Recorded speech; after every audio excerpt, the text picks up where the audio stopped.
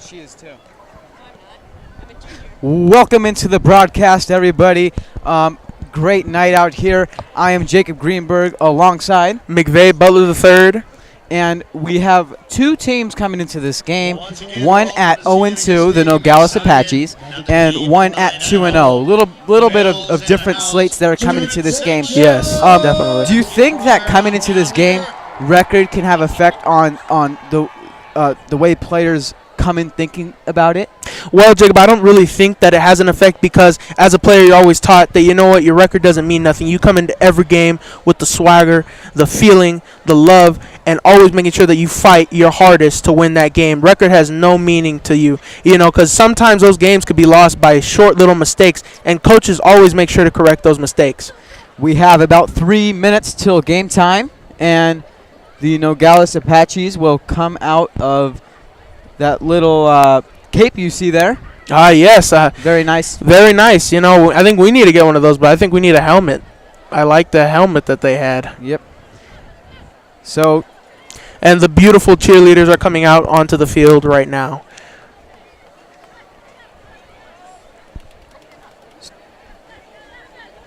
The head coaches for tonight's game, we have Coombe, last name of Nogales Apaches head coach. He's coming into at his fourth season. First season went 4-6. Second season went 8-3. Made the playoffs that year. Lost first round. Last season went 4-6, and this season is 0-2. So he hasn't had great records as a coach. And yes. How does that hurt him coming into this season? Yes, it does, because you know what? As a coach, you don't really have anything such as, skill-wise except for that statistic of your winning. And when you show low winning percentages, I think it affects your reputation and the way that teams will attack you. And I think it's just you become underrated, especially if you're a good coach with a record like that. So about 1 minute 45 till kickoff, and both teams will come out. Cienega will tear down the paper, and how will they come out of that? They just lifted that thing up? No, they're going to rip that thing apart. Rip it to shreds. That is what you want to do. If it were me, I'd rip that thing to shreds. I'd play with a piece of it in my mouth just so I know, no fear. But as you can see, Nogales is starting to run off with an NHS NHS flags. And they got cheerleaders, and they also have their football players running out, and so do we, except we are carrying the American flag. Yeah, and that is number 1, Diego Rivas, carrying the flag there as he runs out.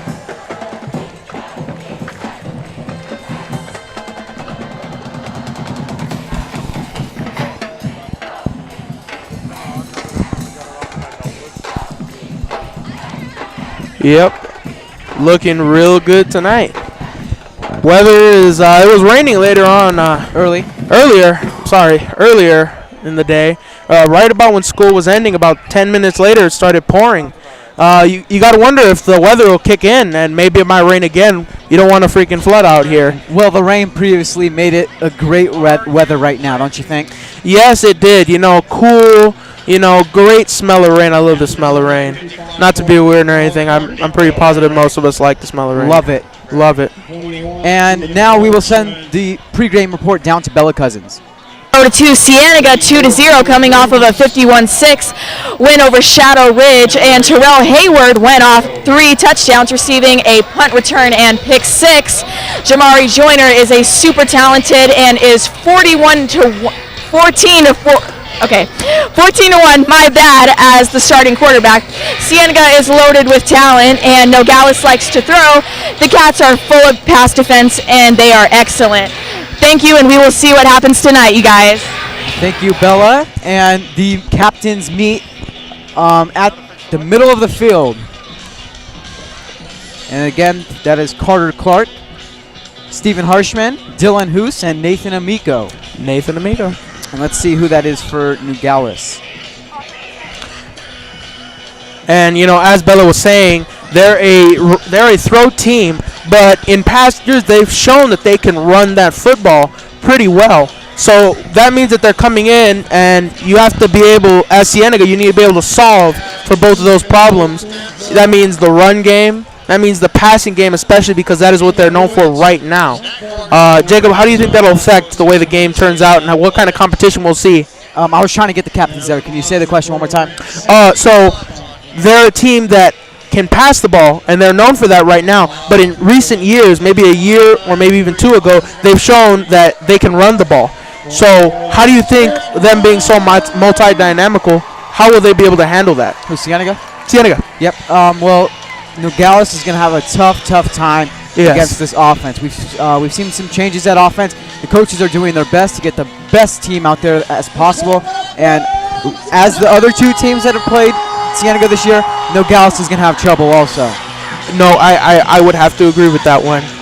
Nogales will have some trouble, being that they're against Jamari Joyner, and multi-capable, throwing, running, and just an amazing quarterback. So the captains for Nogales Apaches were number 11, Joel Huerta, the running back. Number 13, Jesus Chavez, the cornerback. Number 52, Martin Mendoza, the middle linebacker.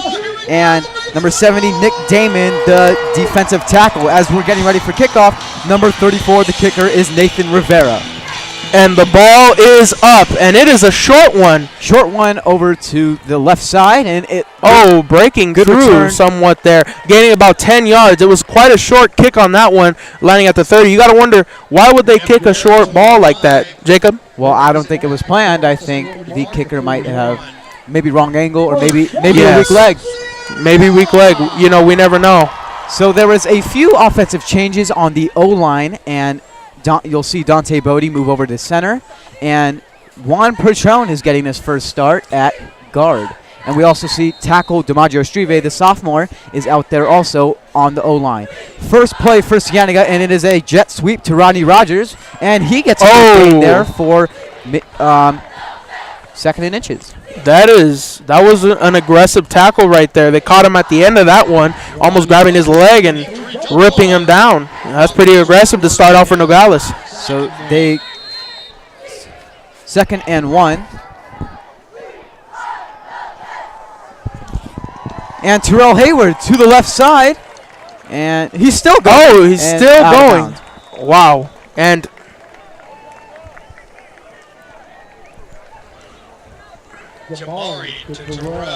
wow, big gains right here for the Cienega Bobcats.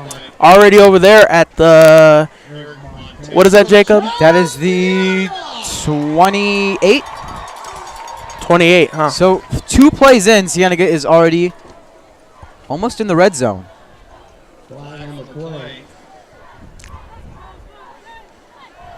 So, and there's a flag on the play. Referees for tonight, or officials, we have head referee Gary Wisk, umpire Cesar Ramirez, linesman Bob Vott, line judge William Franzolihio, and back judge Frank Rosnowski. We talked to him. Nice guy, isn't he? Very nice guy. Very nice guy. First and 10. Hayward in motion. Jamari. And it is a bad snap. And Hayward is sacked by number 25. Brought down over there at the 40-yard line in the red zone. And you know what? That was just bad offensive line coverage right there, not blocking for Jamari. Jamari almost didn't even see what was happening.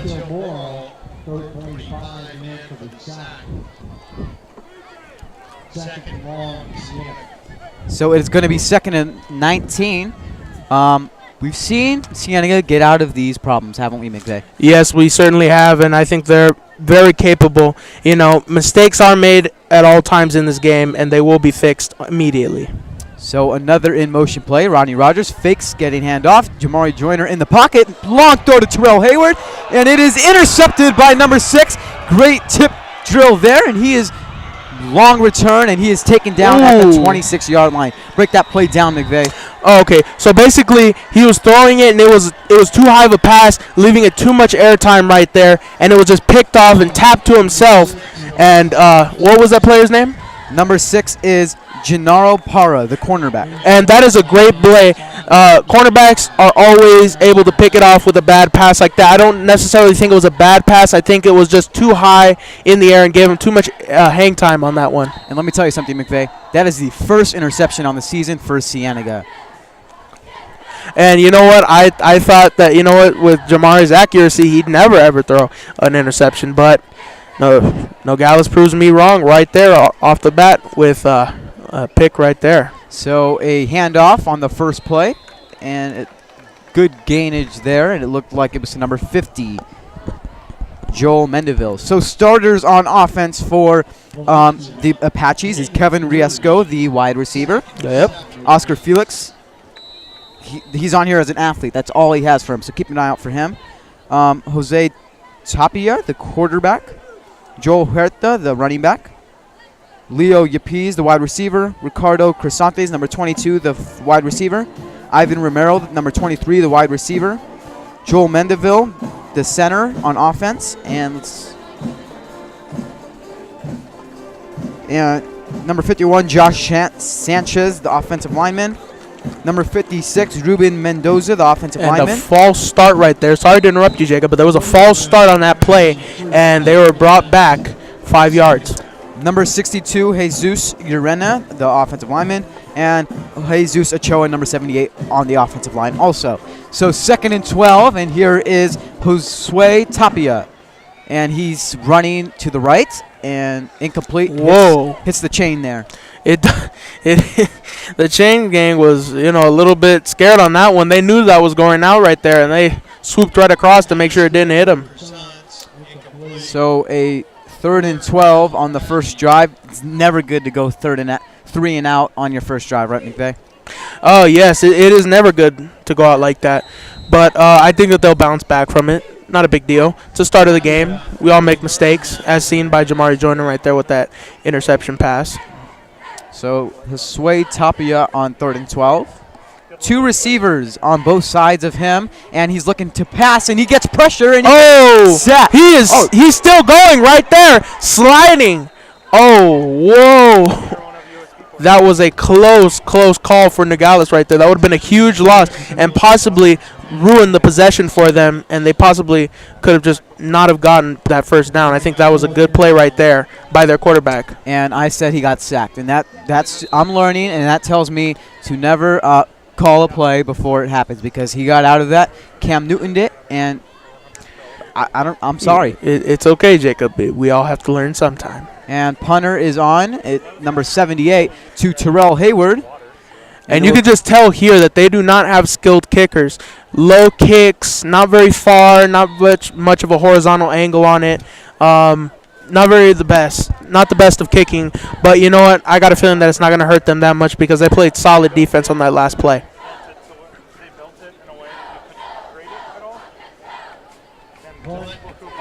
So, interception on their first drive. Cienega comes back out for their second drive with 8:21 to go in the first. What kind of things does Jamari hear from his coaches after an interception like that? I honestly think that they don't really need to tell him anything at all because, you know what, he's a smart quarterback. I think he knows what he needs to do. And I think that coaches know that he has a very high passing IQ. So I doubt that they tell him much. Just make sure you don't make that mistake again. So a 2nd and 3. Quick completion to Terrell Huggins, and Jamari Joyner looking to throw. And he will throw to Rodney Rogers, who over there on the left side will get pulled down. Let him slide right by. That was a skilled move by Rodney Rogers. Very, very fast. Didn't we talk to him earlier? Jacob, what do you have to say? We did. He's very excited about today. He came into Mr. Bolnow's with us while we did our scouting report, and he looks in good shape. He does. Very skilled player, track star. Now he's coming in and he's catching and he's running it all the time, and you can tell his blistering speed gives opposing teams a lot of trouble. Joyner to pass, and he gets it to Terrell Huggins, who gets some good blocking. Oh, a lot of dodging right there. Huggins on the reception. Jordan Huggins. Gain of 6. So gain of 6 there to Huggins. And it will be 2nd and 5.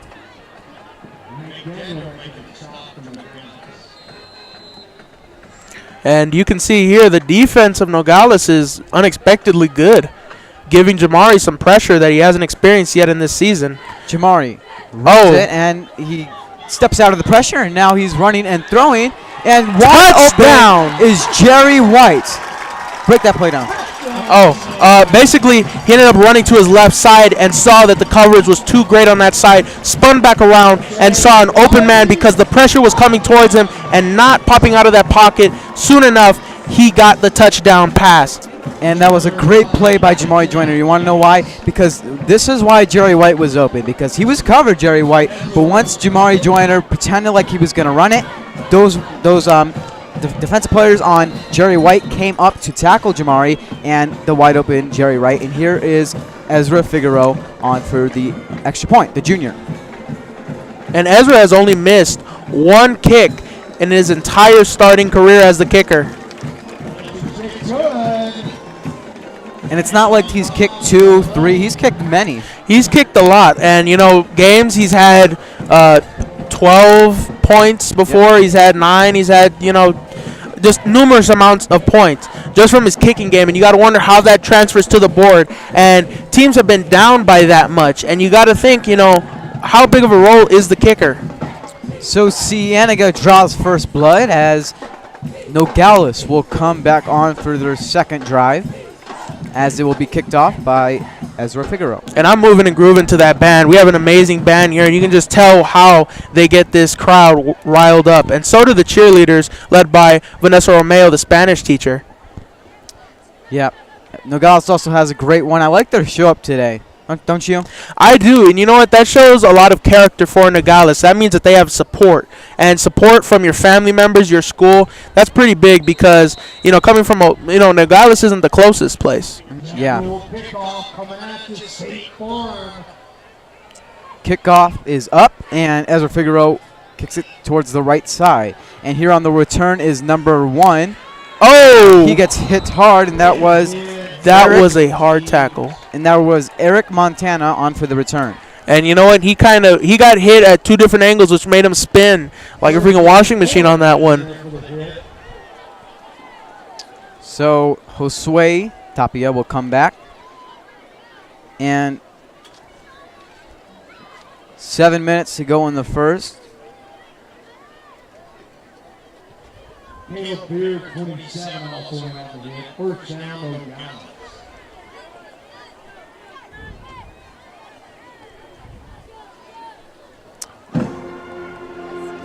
From 1st and 10, a handoff goes to number 11, Joel Huerta, and gets a good gain there.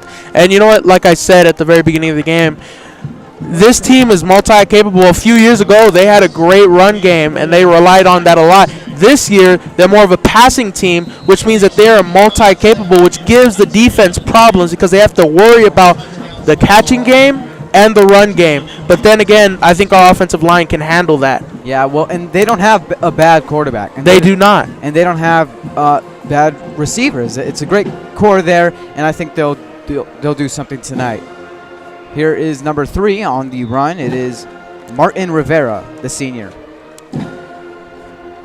And I think he was there for the years where they were a pure run team. About a couple years ago, I think that he's been there for about, coming up into his 4th year. I think every single year he has given them amazing running.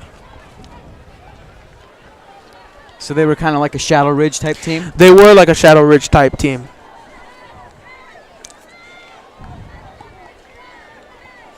And being as able as they are, you'd think that their record would be a little bit better. On 3rd and 4. 3 receivers to the left of Josue Tapia, and he's back there for a long time. And he finally gets sacked by number 50, Zach Mattis. He had an incredibly amount of time. Yes, he did, and I think that amount of time was given to him just so that way he could get the pass off. And that was a lot of time. And I think that he was too well covered, but I don't think that he can run the ball that well, and that's why he had to just take the sack right there. So that will bring up 4th down, and the punter, number 78, will come back on. And 78, he's a lineman. He's a pretty big dude. Let me get his numbers here. 6'3", 270 pounds. You think he's got a lot of muscle in that leg? Yeah, I think he does definitely have a lot of muscle in that game. And a fair catch by the number 7, Terrell Hayward. I'm sorry, I don't know if I said game or leg on that one. I had one of my papers, so. Hey fans, Bobcats Helping Bobcats helps feed our students in need. We're accepting non-perishable food items and monetary donations. Bobcats Helping Bobcats is set up at every home varsity football game, and you can drop off donations at the front office Monday through Friday during regular office hours.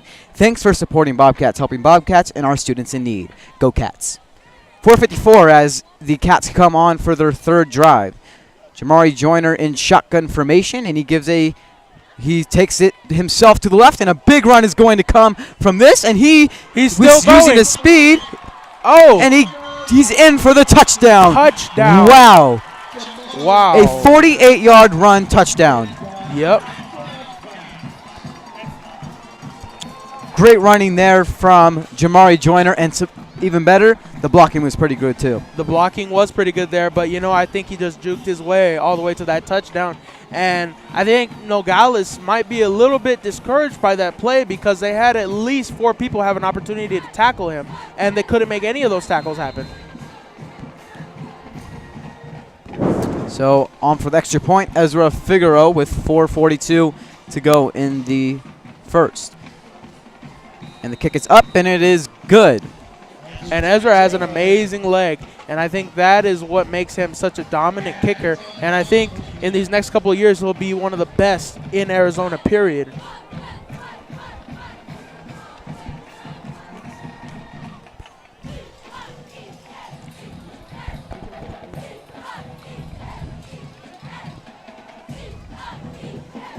So Cienega takes a early 14-0 lead. Yep. And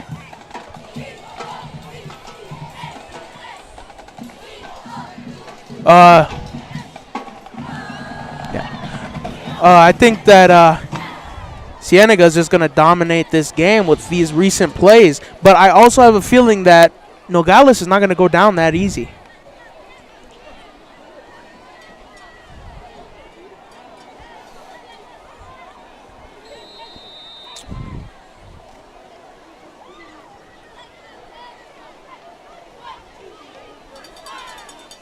And the kick is up, and there is a flag on the play.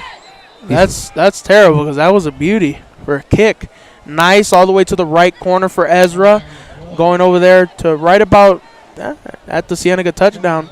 And Ezra is just an amazing kicker with an amazing leg, and that comes back to his background in soccer.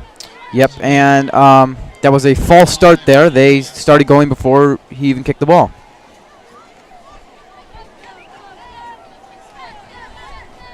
So he will retry the kick. Lots going on tonight. We'll be celebrating youth football. Love seeing all you guys here.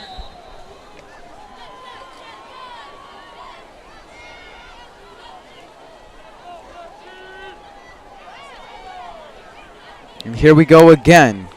Great kick from Ezra. And you can see right there the hesitation by special teams right there to go. And you know what? I've seen so many hard tackles lately in this game. These are some pretty rough tackles. Yeah, it's a good special teams crew. There's some pretty talented players out there. There is. And, you got to wonder how the fatigue of getting hit like that will affect each player. Bruisers definitely on this field. On both sides.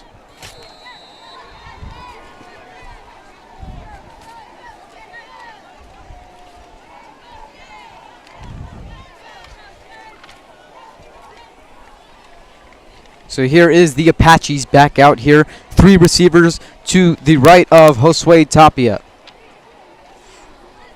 And it is a handoff. Good run there. And gang tackle.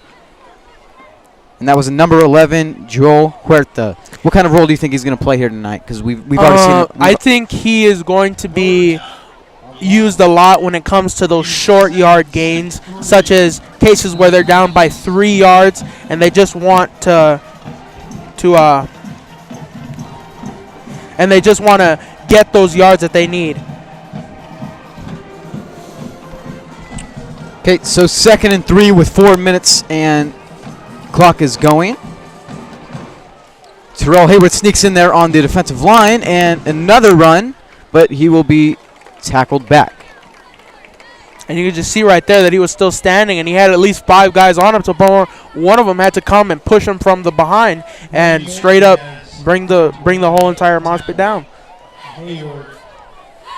So that will bring up 3rd and 1, and the Apaches will attempt to move the chains for the first time tonight. Am I right on that one? Yes, I think you are right on that one. They haven't had much success moving the chains because of the intense defense that Cienega's playing.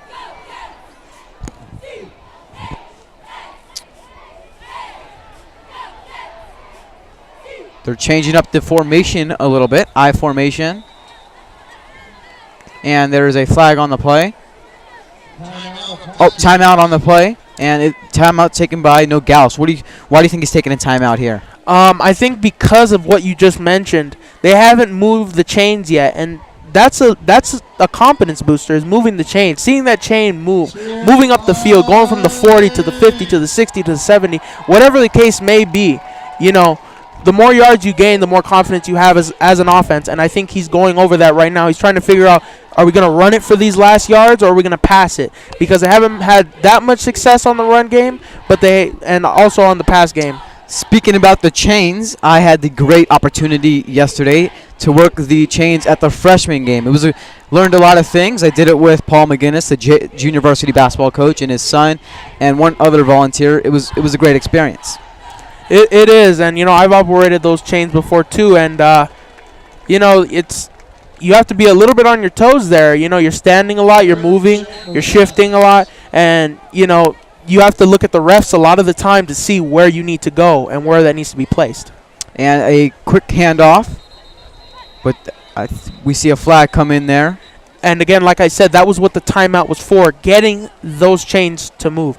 But the flag is a little bit discouraging for Nogales because I did not quite see on that play what the penalty who the penalty would be on. And is a face mask on the defense, so the chains will get moved. And finally they break past that chain moving, and they gain some yards. A little bit of some drops of water over here. You got to wonder if it's going to rain over here. But, I doubt it. We've had some tough rain over here earlier at about 3:10. Not good for our equipment. Not good for equipment. Not at all. We have a tarp here waiting just in case. We'll throw it over the cameras, computer, soundboard. McVeigh. Yes, we certainly will. Make sure we don't get none of this expensive equipment wet and damaged. Wet like water. Josue Tapia runs to the right, and he will run it himself.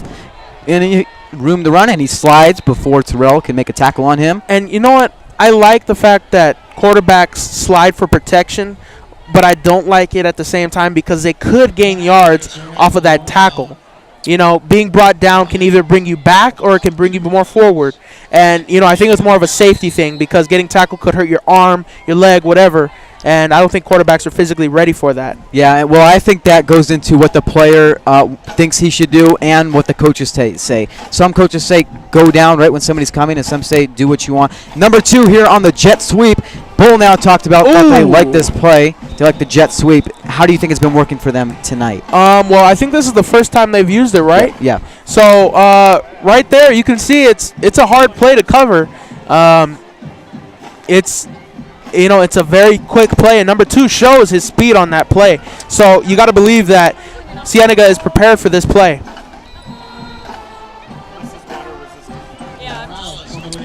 So 3rd and 5.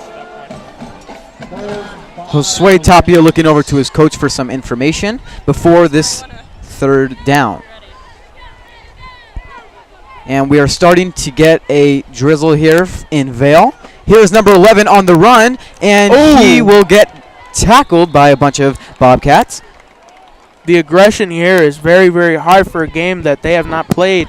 They have not played this team at all this season, and you can see the intensity that the players are coming out with, as if they are aggressive, and this is a big matchup. And it looks like they may be going. They are going for it here on 4th and 2. That tells us about the kicker. Well, I think the kicker is. I don't think he has that strong of a leg because, as you can see on the punt and on the kickoff, they don't get that far in their kicks. Yeah, well, that'd be a really long kick. That is. Try it. That's about college level right there. Here's Josue Tapia, and goes through the pressure and tackled down, and it looks like he did get the first there. Great run by Josue. Definitely. And the chain gang moving, grooving. Nice play.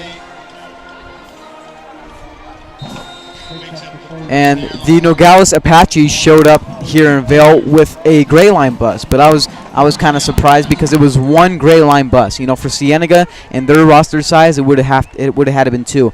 But Nogales has only 38 players on their team. And 38 is a small number, as you can see right here on our roster for them. It is quite short for a roster. You usually see 2 pages full, but this one is only 1. On top of that, you got to think about it. How did they get the band over here? I think they rode those yellow buses. Do you think that's fair that the football players got the nice bus and they had to ride the yellows? Certainly. Nah, I'm just playing. No, I don't think it's quite fair because, they're football players. They get a lot of respect and they play the hard game. And, I think band, shortage of buses, that's up to the coaches and just the team overall to make a decision. Yeah, and that might go into how the team fundraises also. Exactly. So the second quarter will start here in a moment. 14-0. Cienega takes the early lead. And going into the second, what do you think Nogales is going to change up here, scoring nothing in the first half? Well, I think what they're going to try and focus on is trying to make sure that they use all of their offensive capabilities, because I think a big problem that they're having is on their run game. And we see those junior cheerleaders here tonight. They are in front of the Cienega cheerleaders, and it says that they are future Bobcat cheerleaders. That's pretty good to see. It is very good to see, and that's pretty cute. Honestly, those are little kids, and you know what? Seeing going along with the line of cheerleaders for the school, that's a future that you wish for. And Vanessa Romeo cheered for the University of Arizona, which means that these cheerleaders have an opportunity after high school. And that's pretty inspiring to see. Yeah, and I'm pretty sure Vanessa Romeo is very happy there to see some of her future cheerleaders on her team, as they do compete in competitions. Yep, they certainly do, and that's pretty young age to be competing. And here is 2nd and 12. Josue Tapia will get sacked in the fumble. And Cienega, and it is a dog pile on the field, but he didn't see that one coming. He was looking to his left, got hit from his right, and the ball came out. Did you see who that was? I did see who that was. That was number 8, I want to say. Nathan Amico. And he had his hands on his head because he knew it. He sacked him, and then he had the opportunity to grab it, but he just missed it. Yeah. Just missed it, barely. Big hit there, and he is very strong, and he is definitely a college prospect or high school prospect. Yes. And I think he can continue his career and go on to college to play football. And that's a difficult thing to do in all professional sports. Getting noticed by colleges, you have to be very, very skilled. And I think a lot of our football players have that capability to go on to bigger and better things other than our great Cienega Bobcats.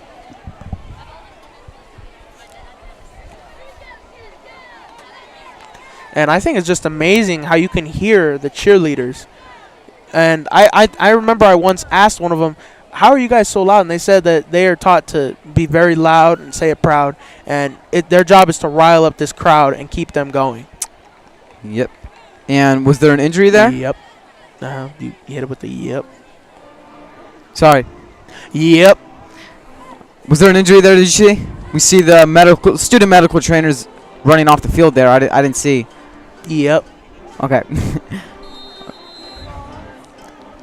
So the Apaches are coming into this game at 0-2. They took a loss to Sunnyside when they were at their home. It was 36-16, and they took a loss last week to Ironwood Ridge, 41-7. Two great teams there that they played, and now a third great team here that they're playing.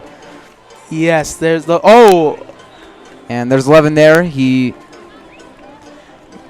will get a no gain there. The aggression that I am seeing from Cienega's football players is immense. They are tackling with a fury, with a passion that they want to get these players down. So it will be a 4th and 24, and we see number 78, the punter, on there to punt it off to Terrell Hayward. Yep, certainly, and this is good for him because it's not that far of a distance. But again, oh my God, a short kick right there, rolling, fumbling out. It landed right about at the 20 and rolled out all the way until about the 10. And that was not a good kick. That could have got blocked there. It was so low. It was very low. And again, like I said, it doesn't seem like they have a legitimate kicker, a talented one. You know, like Ezra Figueroa, he kicks off. He does the field goals, and you can see the height, the power, the range that he has. That is what you want to see from a kicker, and I don't think Nogales has that. So here we go with 9:56 to go in the second. Cienega will set up for another drive. And Devin Garrett in the backfield with Jamari Joyner, two receivers, and handoff to Devin Garrett. And he'll get a nice gain there. Devin Garrett, we saw him last week, had a great performance. Yes, he certainly did. And that's what you want to see from your players. Always coming out hard, fighting hard, you know, and I think he's doing an amazing job this season. Yeah, and he's very small, 5'8", but he's got a lot of speed. There he is again. And power. And a lot of power right there. That is, you know, what they always teach you is keep them feet moving. Pound them into the ground so you can push back. And he pushed back at least 3 players right there with his power. Very impressive by Nathan Miko.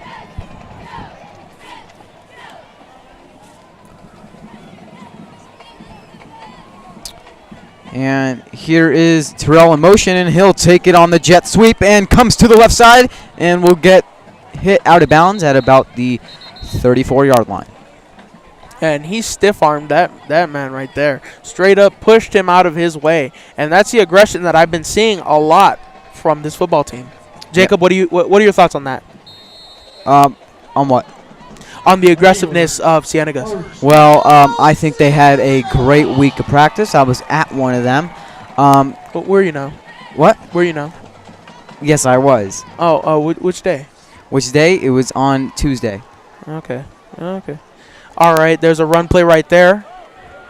And here's Nathan Amico. Nathan Amico we didn't see on offense last year, but he's played a big role in that running back position. We've also seen him sometimes at wide receiver. They're trying to fill in the holes from the offensive players they lost last year. They are, but you know, I think they filled this hole very, very well because you know what? They are giving Jamari his options back, new ones this time around. And I think they're all learning from each other and learning how to work together. And this will be good because once they get to playoff time, they'll have perfect chemistry.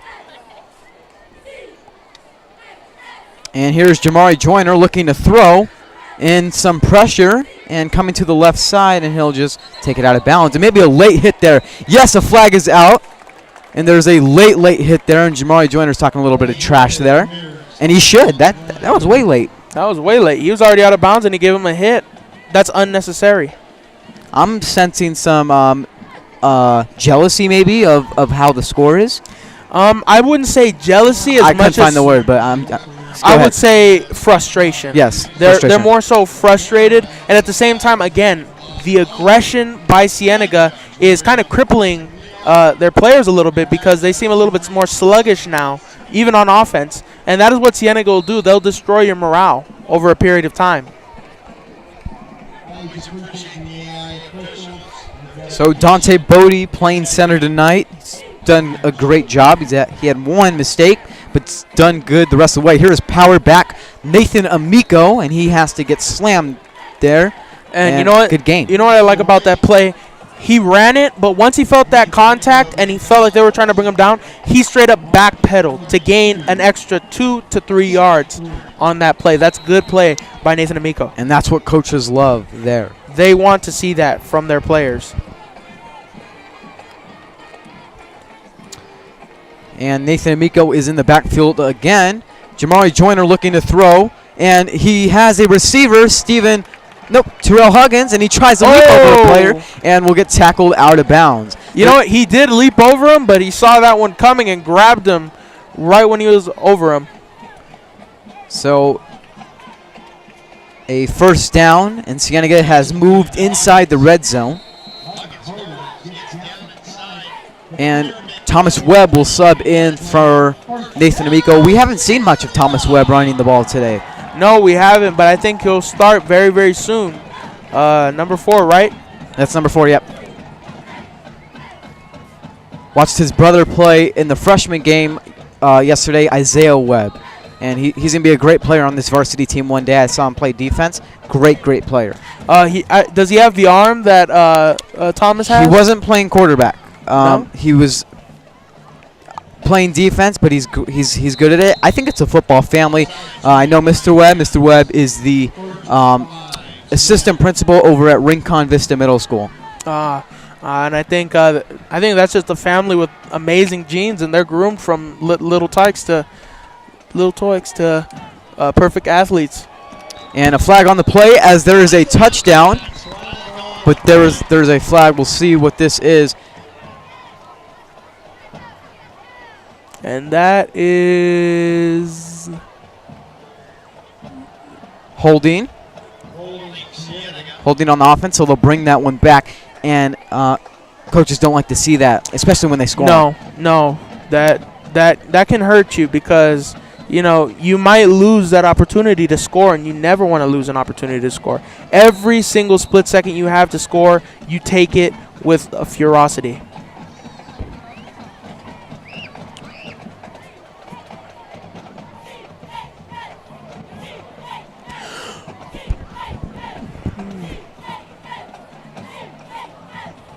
So a 2nd and 20. We'll try and get out of this problem right here, but they also do have Ezra. And there's another flag on the play. And it looks like maybe a false start. Delay of game. And they are getting brought back over and over and over. And that's giving them bad field position. But you know what? I'm not really worried about it because, like you said, they have Ezra. So they have a bailout card right there. He can kick a field goal from almost anywhere. Like I said last week, he told me that he hit one from 50. And here is Jamar Joyner being pressured and gets some contact there from number 52, but he's still running around and will finally get taken down get run out of bounds. He had a lot of time there to throw the ball. Yes, he did. And you know what? When people aren't ready to catch that ball or they have coverage on them, you cannot throw an interception. I think that first interception has, kind of made his decision making a little bit better, but at the same time, he's not taking any risks. Agreed. I think he's being a little bit more conservative. Yes, conservative. Thank you. Right now, as 6:20 to go in the second. 2nd and 21. Jamari Joyner rolling to his right and will throw one, and it is caught and will get taken out of bounds. And I think that is Terrell Huggins, and Terrell Huggins. Yep, and that was conservative. Oh, I thought what you said was right, but I'll make sure to tell Mr. Miller about your grammar mistake. But back to the game. Definitely a lot of trouble right here for Cienega. Those 2 penalties on them have brought them back at least, I would say, 15 yards, right? Yep. Yep.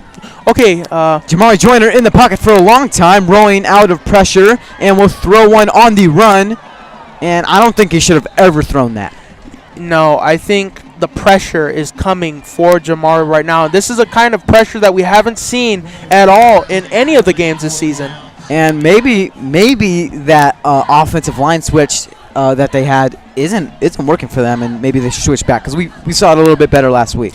Yes, we did. Actually, a blowout game last week, and what do you know? This game. In this game, a switch like that can be pivotal for the offense, because Jamari is so used to having a certain amount of time, a certain amount of coverage. And that's why it's throwing him off a little bit. And I think he's a little bit frustrated over that. But I got a feeling that Ezra's going to make this one with that extreme accuracy he has. Wow, and it goes straight. Oh, no good on that one. It looked good, huh? It did look good. It's hard to see from up here. It is very hard to see from up here. Honestly, you can't tell between the yellow and just the background. It just blends in so well.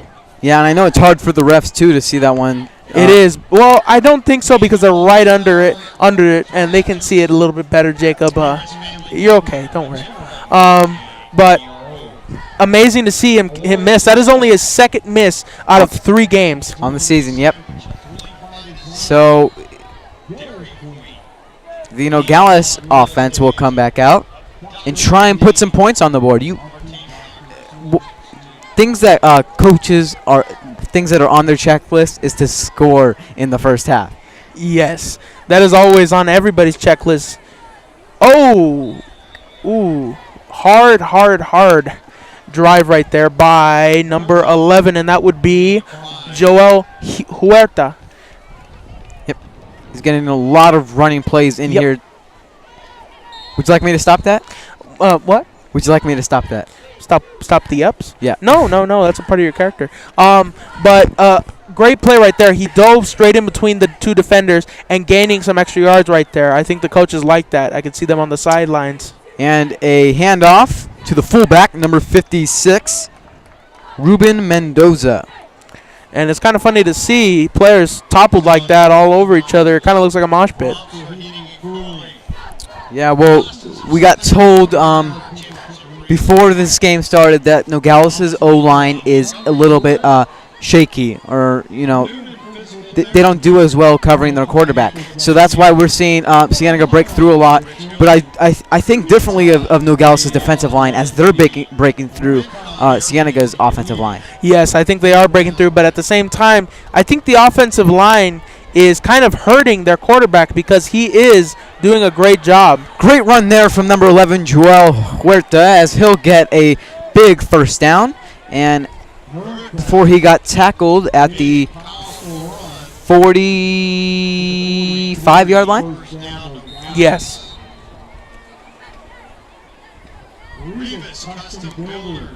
43-yard line. Yep. Yep.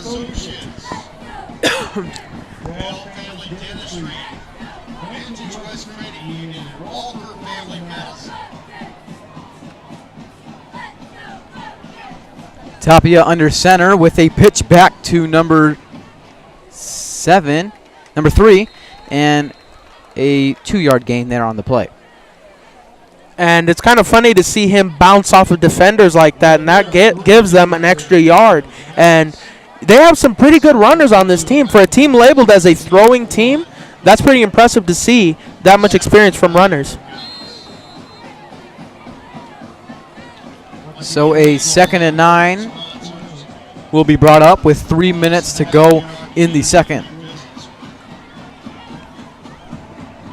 And 3 minutes is plenty of time for them to get a touchdown. They'll probably use every single last second of it to get it, but their run game is not doing so well right now. 2 to 3 consecutive plays using that. Actually, I would say 4 consecutive plays, because they got a first down off of a run play. Cienega is not having it right now. That O-line is stopping them midway through their tracks, only allowing 1 yard per carry. Yeah, and I think Nogales needs to start passing the ball if they want to score. Yes, but again, you said that the offensive line is not that well skilled for Nogales, and I think that destroys the fact of throwing the ball. So Tapia will throw, and it is a screen pass to number 21, who will get to the side, but he will be stopped short before the 4th down. Do you go for it here to try and put points up on that? You absolutely have to, because you know what? Morale is low right now. You can tell they're frustrated. They're a little bit unhappy, and we're seeing the same thing. I want to call it the Cienega effect on the crowd, because it looks like a painted picture. They have not moved that much at all, and they don't have much to cheer about over here. There's more statues here tonight? More statues are here lining up today. Feel like I'm at a museum. But I think that they will definitely go for it right now. But that clock is still going. You know, you can't take that much time in those huddles. You need to get a play, do it as quick as possible, get up the field, come up with an idea. As the quarterback, you need to be able to tell your guys what you need to do. So they did move the chains there, 1st down, and a 1-yard gain there from number 11. That is not a smart move. They need to pass that ball. There is 1 minute, 30 seconds left in this game. You need to get that ball down the field. They're only over there at the 43-yard line in the red zone. Oh, I'm sorry, 46-yard line. And you know, that's basically like half field. You need to get it down the field as quick as possible and get that touchdown. And 2 receivers to both sides of the quarterback, and there's a motion from number 2. And he will get sacked by Dante Bodie early into that play. You know what? They know exactly what they plan on doing right there. That play that they like to do? That's the play spread. They like to do that. Yes. And, you know, you could see right there that they did a run fake right there, and they rushed that quarterback knowing what he was going to do, because the thing about the offense is they have complete trust on their cornerbacks and the ends to get the runner if it comes to that. Yep. Well, we know they like to run the spread, and they kind of molded 2 plays into their that they like to do, the jet sweep with the spread. That is the play that I was saying. And another more spread here. And a fake throw and a handoff to number 11, Joel Huerta, and he will get a nice gain there. And with only 7 seconds, they're going to go into this game without scoring. And, oh, nope, the clock is stopped at 3.6 seconds. And if I were them, it has to be a Hail Mary. Well, that is a timeout from Pat Nugent, the 3rd-year head coach. Is he looking to put some points up here? We've seen some great special teams play. We know they're punting it. We've seen some great special teams plays from Terrell Hayward. I think they are, because you know what, 21-0 is coming out pretty hard, because if they score once, it's 7-14, and that's only a 1 touchdown deficit. When you have 3 touchdowns, even if you score, you still have 2 to come back from, and they have to have almost perfect, impeccable defense.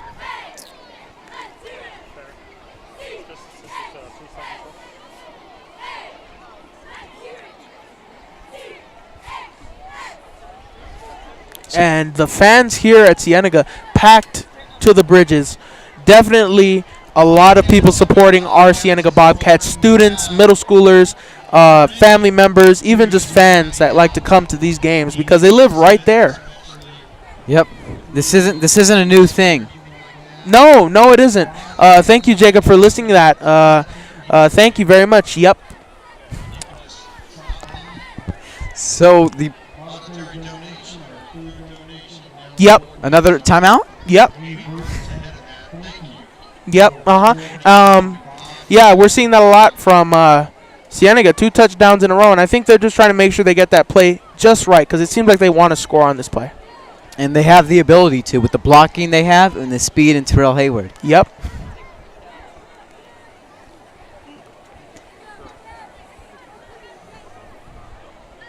Yep. Are we going to have a halftime report?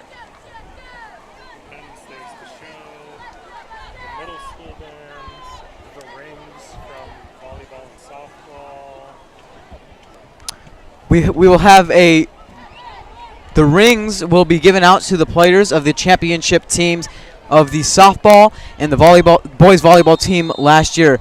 Great job. In the same season, they both won the state championship. That's pretty amazing, and that's what we have here at Cienega. Amazing athletes. Yep. So it looks like they're going. Oh, no. 8 will go into a punter formation, and that's his first punt, and it looks good. And Terrell, They're letting it go. And why are you not touching that ball, number 22? Number 22, Ricardo Crisantes, is kind of hesitating a little bit to touch the ball right there. I think just more of a morale thing, just to rile the team up, be like, oh, yeah, we stopped you on that play. You could tell that they wanted it. was the time already out? Yes, the time was already out. And we are going into halftime right now. 14-0 Cienega leads. So big festivities happening at halftime. Like I said, the rings. We will have the band from Cienega. We will also have some of the middle schools doing their thing. Great things happening here for this halftime performance. Yep, definitely a lot of things happening here. These are the kind of events where you want to do that because, like I said before, there's a lot of fans here on both sides, and this is a place to showcase it, not only for our band like they always do, but for middle schoolers. Yep.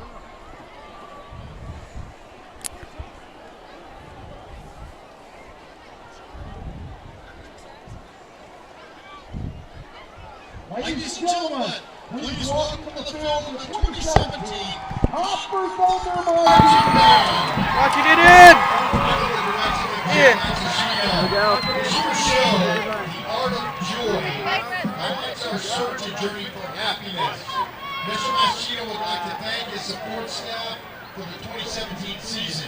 Jeremy Vega, David Stivers, Frank Carrizosa, Edward Camarino, Lance Robles, Dustin Chilson, Zach White, and Gabby Mooney, along with the instrument musical booster organizations and all the support and dedication of the students and staff.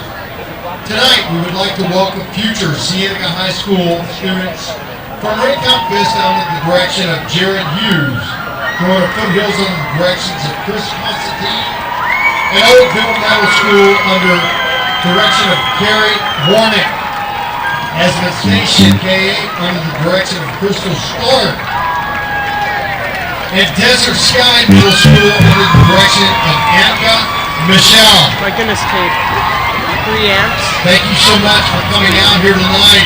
Because you're going to be here. And so, boy. Drum majors. Emma Bauer, Brianna Clem, and Andy Herrera. Is your band ready? Ladies and gentlemen, we present you the Copper Thunder Marching Band.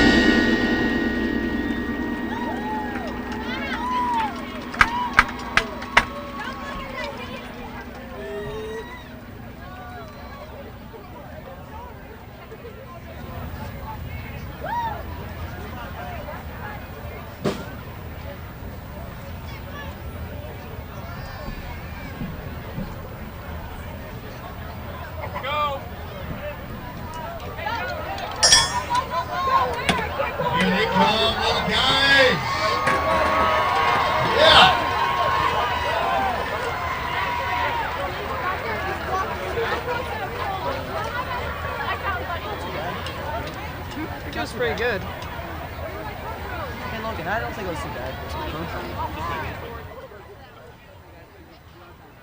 Not too bad, Logan. Gotta wait for bases to be set. Hey, Mr. Matt, the court came and plugged in there.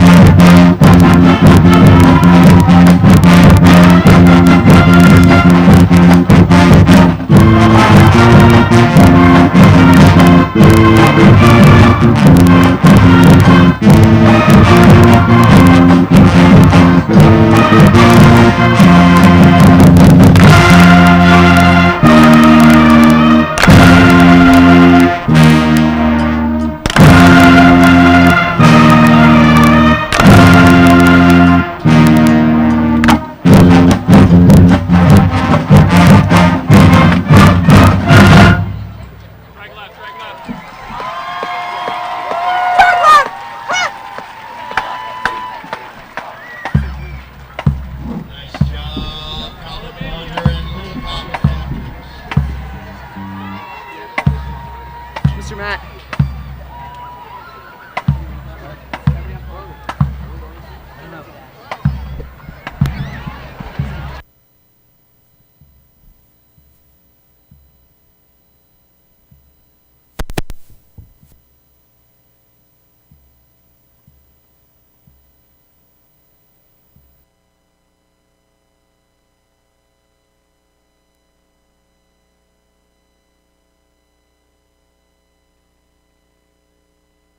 The 50-yard line so we can introduce everybody. Here we go.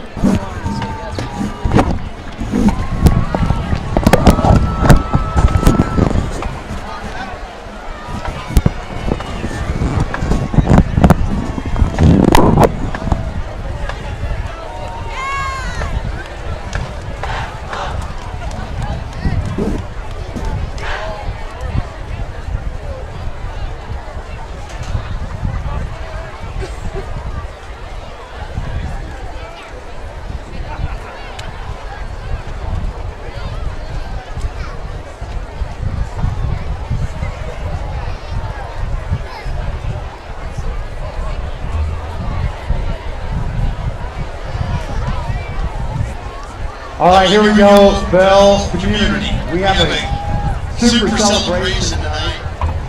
I mean, it's always exciting to get a state champion during a school year, but to get 2 state championship programs out of 1 school year is very exciting.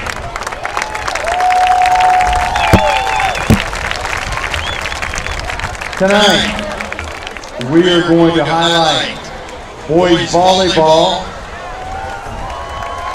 and we're going to highlight girls softball. Exciting. All right, we're going to start out tonight with boys volleyball super season. These guys are the 5A state champions, undefeated, 21-0, won the South Point Lancer Huge Tournament, 5A Southern Section champions. Coach Mott, great job with these young men. The only people missing tonight is their captains, McLean, Mott, and Skylar Kavanaugh. But here we go, receiving their rings. I can't be more excited. Carson Mott, freshman last year. Number 5, Hobby Summers. Number 6, Ethan Lago. Number 7, Jacob Duran. Number 9, Isaiah Busser. Number 13, Aaron Walker. Number 14, Alex Muzinski. Absent tonight, accepting his ring is Mom McLean Mott, number 22. Also accepting number 23, Skylar Kavanaugh, the Kavanaugh family. Number 32, Wyatt Prentice. Number 35, Kalani Heaton. And number 40, Colton Todd. This group was headed by head coach Heather Mott, assistant coaches were Charlie Delavara, Preston Brown, Kathy Chauvin. Managing the staff was Natalie Lubin, Caitlin Anders, and Ali Petula. Hey, let's give them a big hand. That was a super job. Undefeated state champion volleyball. Great job, Coach Mott. Nothing new for this next program. They're knocking down state champions like no tomorrow, led by head coach Eric Tatum, being a Hall of Fame one day. Here we go. Not sure who's here, I kind of know everybody, but I see accepting the ring tonight for Tori Brown and her parents. Tori is a senior graduate playing at Regis University. Her parents, Jamie, is sure to pick up her ring. Number 2, Janessa Jarvis. Janessa is playing at Concordia University in Nebraska. Her mother, Carmen, and sister Jessica is here to pick up her ring. Taylor Lambert is a senior graduate playing at Indiana University. Here to pick up her ring is her mother, Brenda, and sister Gabby. In the house tonight is Jay Butchie. Jay is playing at Arizona Christian University. In the house is Megan Vigil. Megan's playing at Gateway Community College. Also here is Savannah McLaughlin. Savannah is attending ASU. Abby Dowdy. She's a current senior here at Cienega. She's on her official visit to Utah Valley State. Here to pick up her ring is her also state champion, Morgan Dowdy, her sister. Caitlin Anderson. Miranda Carley. And Estella Parra. Iona Puglia. Mackenzie Carson. Leah Dominguez. Peyton McLaughlin. Blaze Beringer. Mariah Lopez. Giovanna Herrera.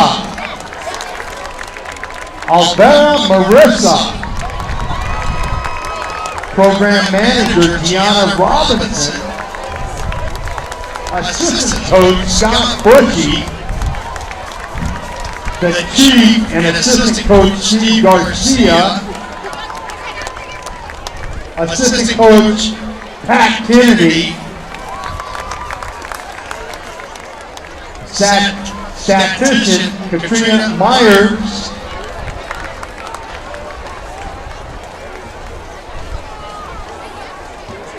Street coach, we can't do without this guy at Cienega, Steve Sween.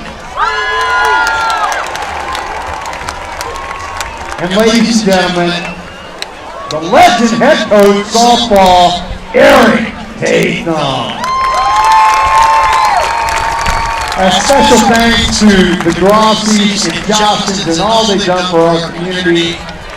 Congratulations. Hey, big hand. State champions out there, guys. State champions.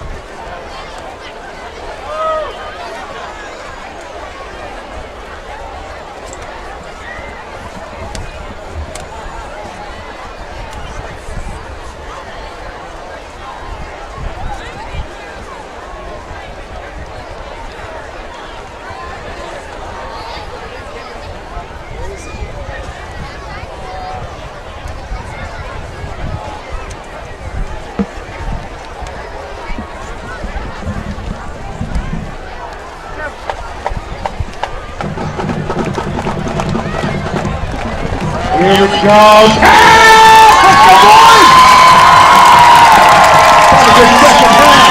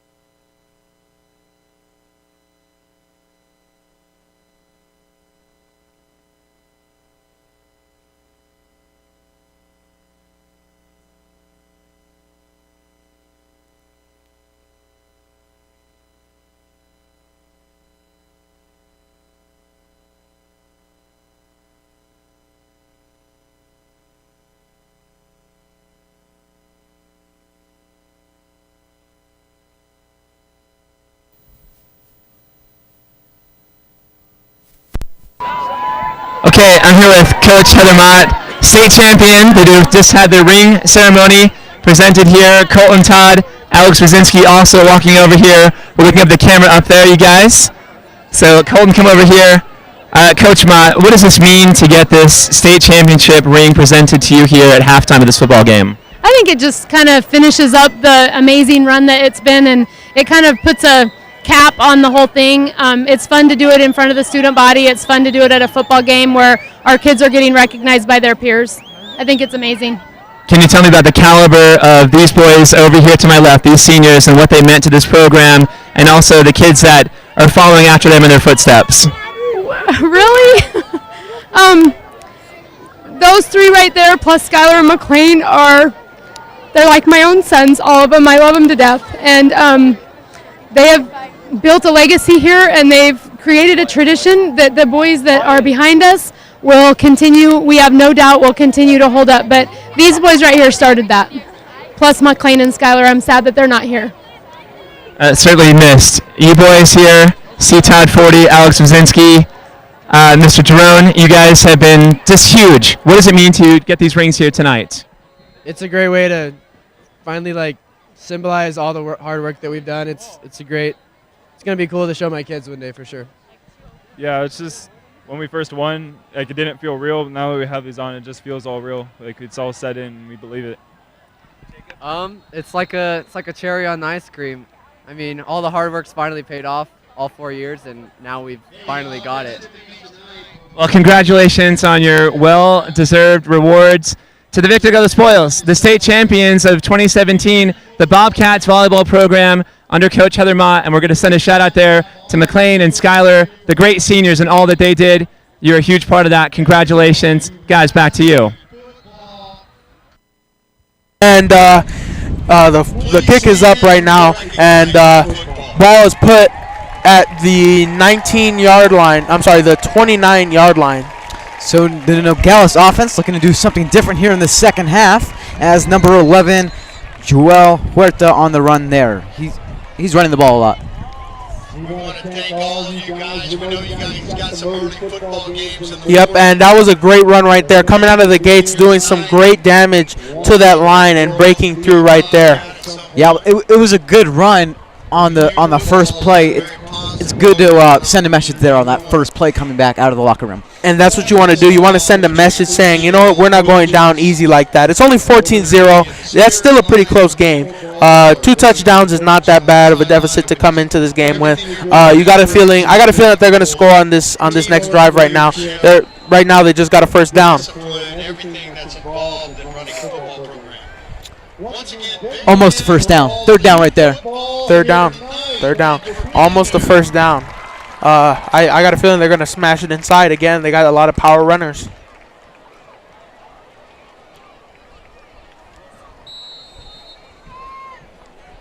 And shout out to Mr. Avey and Mr. McConnell. They're my history teacher and math teacher. Very supportive of the football team and me and Jacob. Just want to say thank you for supporting the team and us. On 3rd and 1, Tapia under center, hands it off, smashes up the middle, like you said, McVeigh, and it is a first down. It is, and that's what you want to do. You know, they don't want to get that many yards. You know, a simple first down is all they need. They don't need to do anything extra.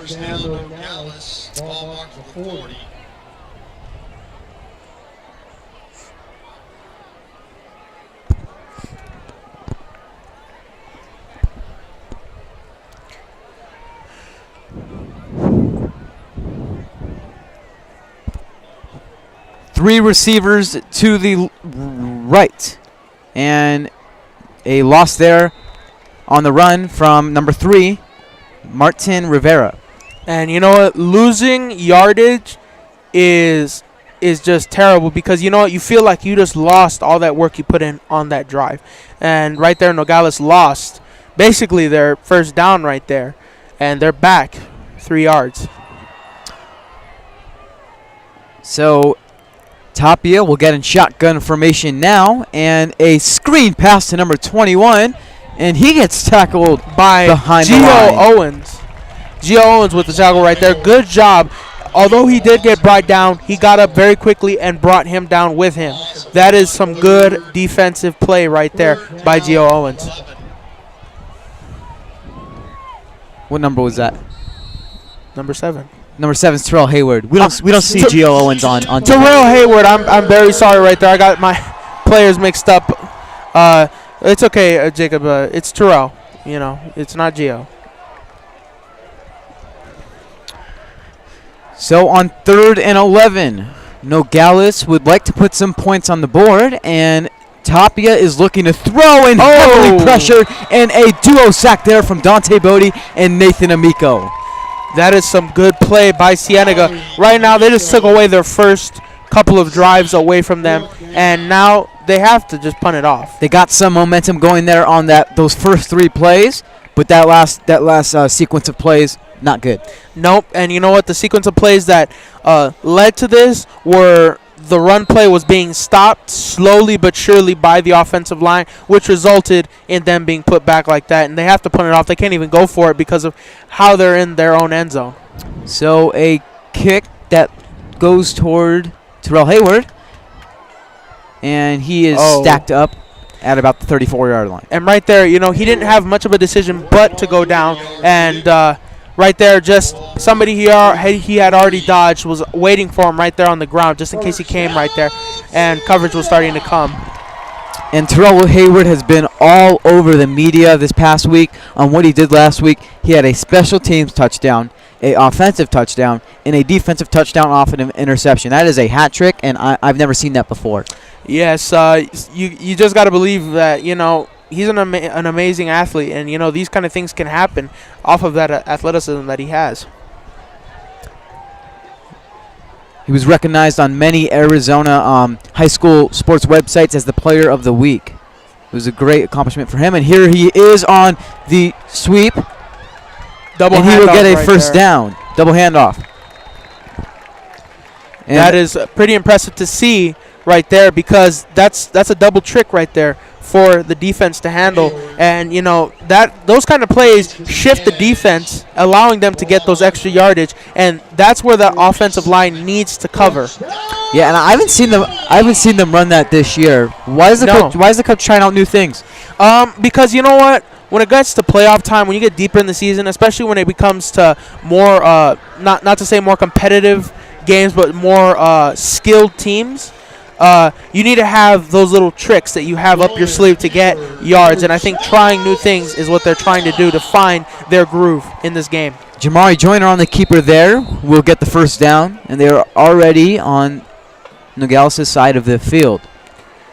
Definitely right there. That was a great play. No backs in the backfield. Jamari Joyner will throw to Terrell Hayward, who has cut down the right side. He will get in for a touchdown with 7:21 remaining in the third. That right there is demoralizing for the defense, because they had 2 people that could have tackled him on that play, and they failed because of how shifty he is and how he can just delude these players and just straight up scramble and get that play where he got a touchdown. What's going on?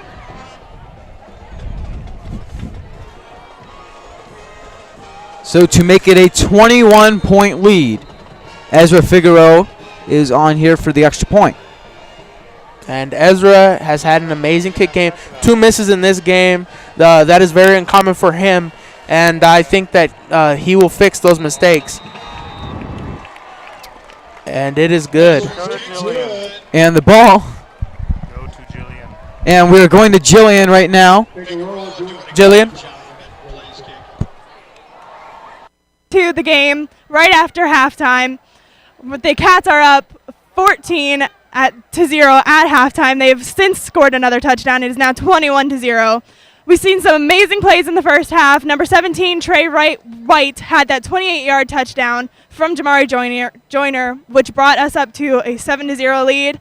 And then number 11, Jamari Joyner, had that 48-yard touchdown run, which brought us up to 14-0. Ezra Figueroa had a 2 out of 2 on the extra points, but he did miss a 32-yard field goal, which we know he can bounce back from. The Cienega defense is strong. We talked to one of the coaches, and he says he can't imagine more for his defense. They've kept that 0 on the board, and he's extremely proud of them.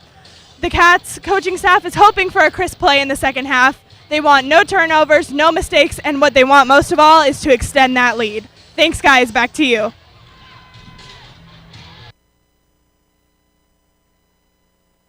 Thanks, Joanne. And here we are on a kickoff to Nogales. Great return there. And he'll be brought up to the 27-yard line. Get your yards right.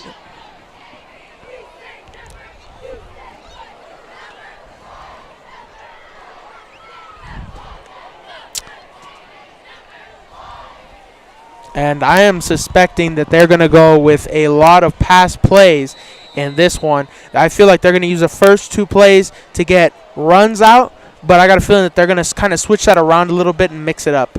Yeah, the running game is working. They're doing it every time, and that can't happen because the defensive line starts to realize what they're going to do. And the problem is how great the defensive line is. See, look right there. They suspect every first down it is a run play, and that is uncommon to see from a team that is a passing team. But the defense is giving them so much trouble they can't handle being a passing team right now, and that's why they're resolving to the run play.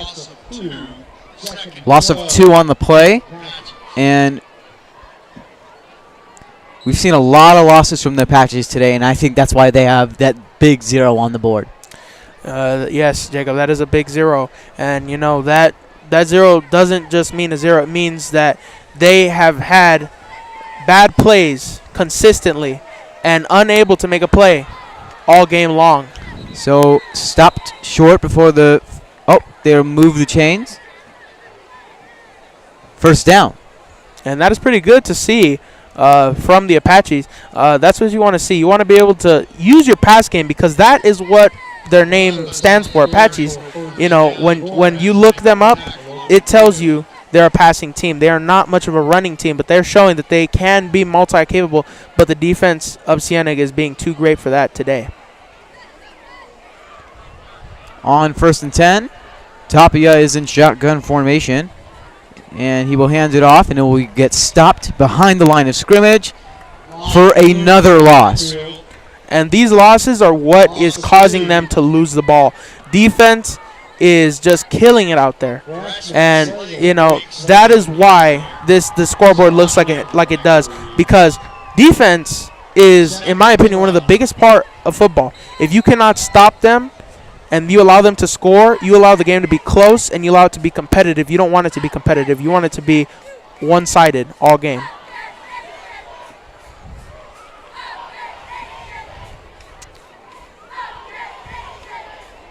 Spread formation, 2 receivers to each side, and he will look to throw, and he has a receiver, and it is intercepted by number 4, Thomas Webb.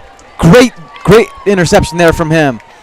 And you know what, right there, he had plenty of time, and you know what, that was just a bad play overall by the quarterback.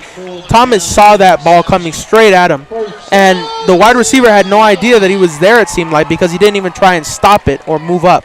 Yeah, he had an open receiver. I didn't like the pass from Tapia. I did not either. I thought it was a bad play, and I thought it was inaccurate to make.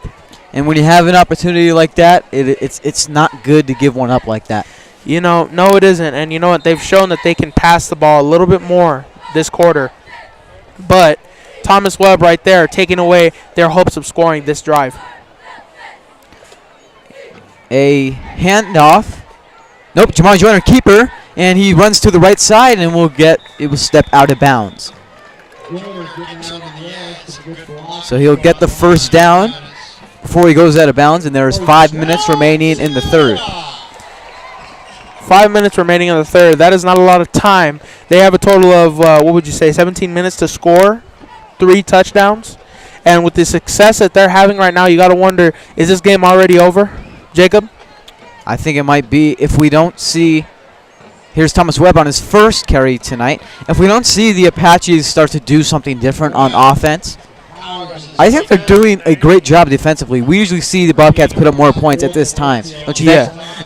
Usually we do, but you know what? The defense has been good for them. It's just that there's these minor little mistakes that are happening, which relies on their cornerbacks that are giving away a lot of passes that have resulted in touchdowns, and even on the run play.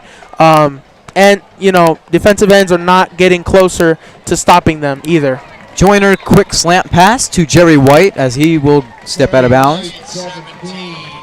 Jerry White has had a good game. He had the first touchdown of the game, a touchdown pass from Jamari Joyner, and he's been seen throughout tonight. And, it's funny how you can always point at certain players and always remember how they score consistently for the Bobcats. White is another one, Jamari, Terrell, Gio, all these ones you can name off the top of your head. Right there, Jamari runs for a 5-yard gain.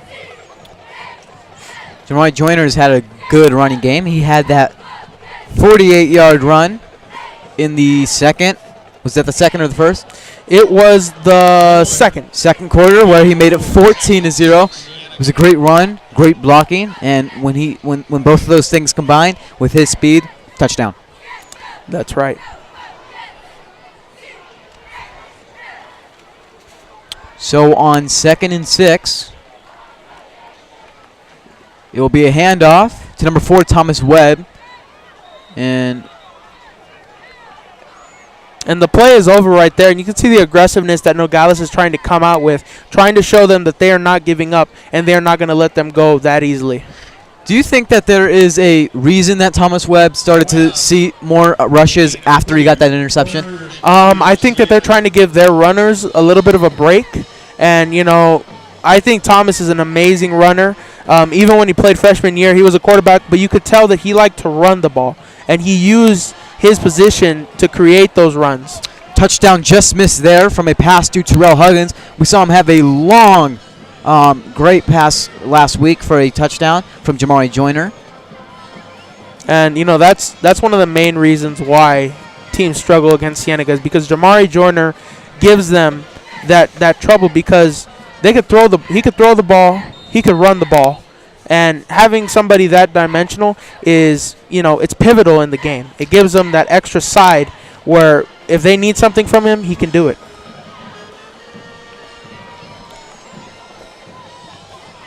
And a keeper from Jamari Joyner.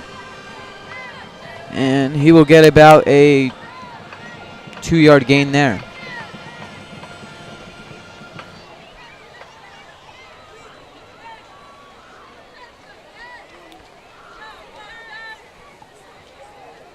Joyner close to first down.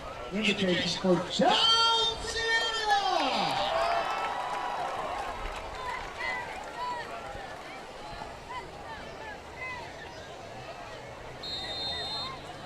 That's inside that Pyramid Federal Credit Union red zone.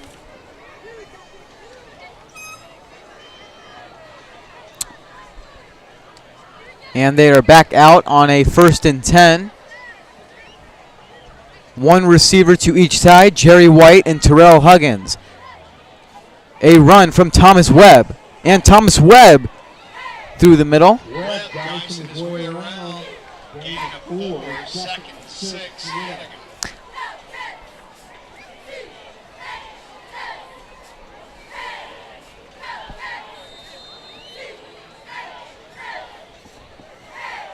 When do you think we see Luis Morales in this one? Well, I think we'll see him about the 4th quarter to end off the game. If they get another touchdown right here, I have a feeling that they're going to just rest their key players like Jamari. And a pass is good there.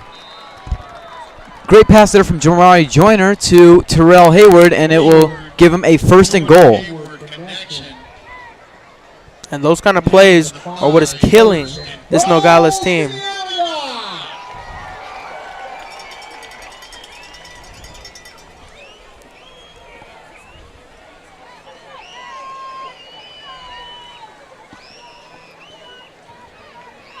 Joyner will hand off to Gio Owens, who gets the touchdown. Touchdown right there from Gio Owens. And as you can see on that play, having an extra blocker to help him get through that extra line. And right there, 2 people were ready to tackle him. But the blockers are huge in that manner because they block for him and give him that perfect angle in which he could strike and get that touchdown. And there is an injured Apache on the field. And pretty interesting right now. It's 21-0, and they just scored.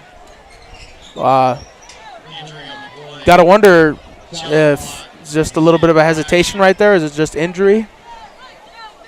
And it is number 7, Luis Lopez, the outside linebacker. Oh, there was a flag on the field, so no touchdown there. No touchdown there. And thank you to an insider helping us on that one. One of the cameramen for the Apaches. One of the cameramen for the Apaches helping out on that play and making sure we know that they couldn't get that one because of a flag. It's great to have a good crew up here. Yes, we always do have a good crew at Bobcat TV, and it appears that the Apaches also have a great crew. One-man show up here for the Apaches.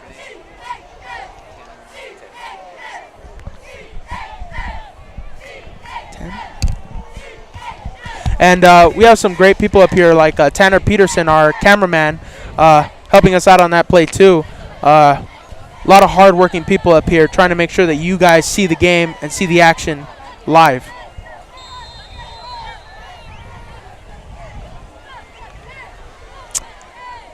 Jamari Joyner on 1st and 20, and it is a handoff to Gio Owens again, and he'll see if he can redo that touchdown, but will be taken down at about the 10-yard line. And that is an aggressive takedown by Genaro Para. Nice emphasis there. Why, thank you. Why, thank you. What do you mean by emphasis, if I may ask? You're also Hispanic, correct? Yes, I'm 50%.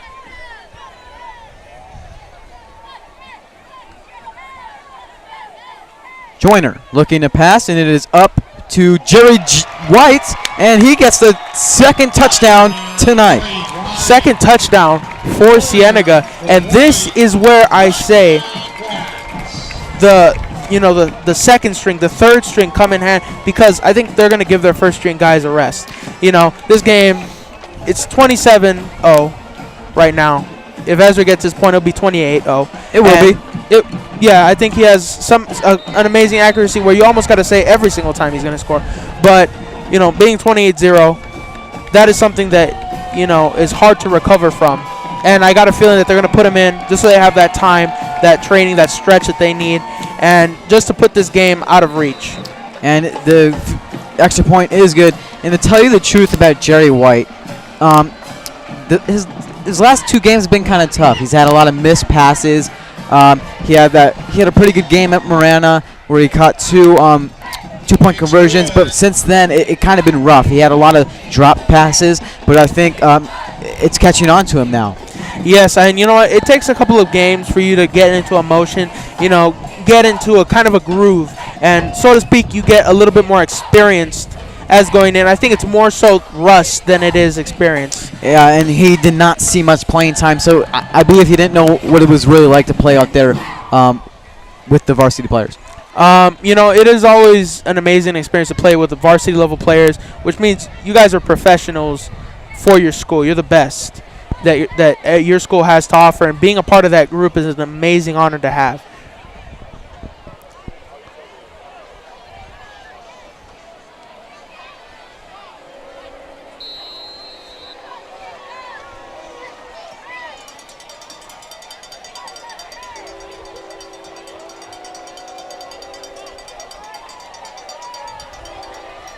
Good kick from...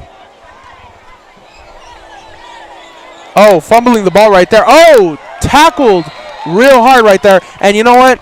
That was a good kick because it rolled a little bit and it was harder to grab instead of a catch.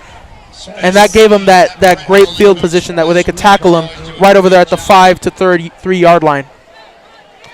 We will have another filled interview from Jason Miller between the quarter. 34.9 seconds to go in the third. Stay tuned for that.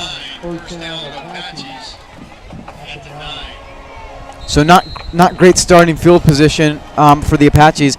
With all their troubles already, that's not good either. No, it isn't.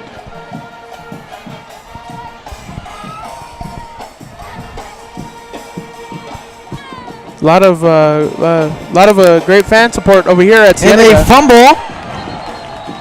And Cienega recovers. Cienega recovers that, and that is big because you know what? 28-0, less than 20 yards to go, and that is an interception?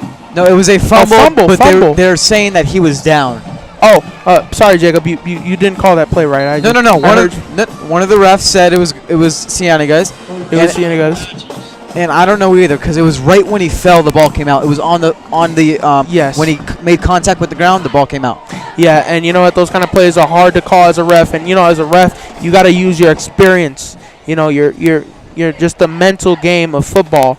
You know, to understand what these plays. And Jacob, how do you think about refs? Like, do they need to be athletic to be a ref? I do think so. And there is a fumble. There is a real fumble right there, and recovered by number 31. Jacob, who is that? And number 31 is the senior Kenyatta Kendrick, the linebacker, at 6 feet, 200 pounds. Oh my God, Kendrick Lamar right there, just getting that ball, and that is a big play because now again, false fumble to a real fumble. This gives them great field position. You know, it's as if, you know, they went from a normal play where they're in 20 in their own end zone to now being 30 in the opposing team's end zone. And go ahead, Miller.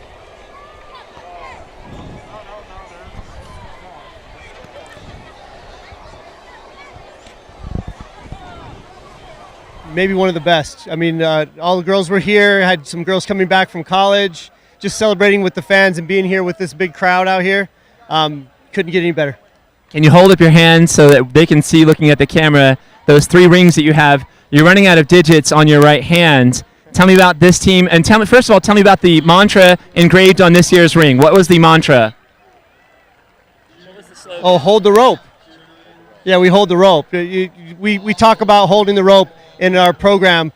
Girls looking at each other and saying, hey, which one of these girls on here would you like to be holding the end of a rope if you're hanging over the edge of a cliff? And the answer is everybody. So we always talk about holding the rope, and that was last year's mantra. Well, congratulations. You had a special group of seniors that graduated last year, but there's plenty of talent coming back. You're reloading for 2018. What can we expect in 2018? State championship. We always reload. That's what Bobcats are all about. We've got a lot of young talent coming in. We lost a lot of great talent. We got a lot coming in, and we're excited to get back on the field. Eric Tathan, 3-time state champion. Thanks for the time. Congratulations. Thank you very much. Appreciate it. Thank you, Mr. Miller. And Jamari Joyner in the pocket will throw a long throw, and it is overthrown, intended for receiver number 5, Kavan Waitbulls. And right there, Jamari taking a big tackle right there from the opposing side's defense. And that kind of big tackle, you know, you see, and it's not so much an accident as much as it's just pure aggression towards the opposing side. And, you know, we haven't seen that much from the Apaches. A lot from Cienega, but not from the Apaches.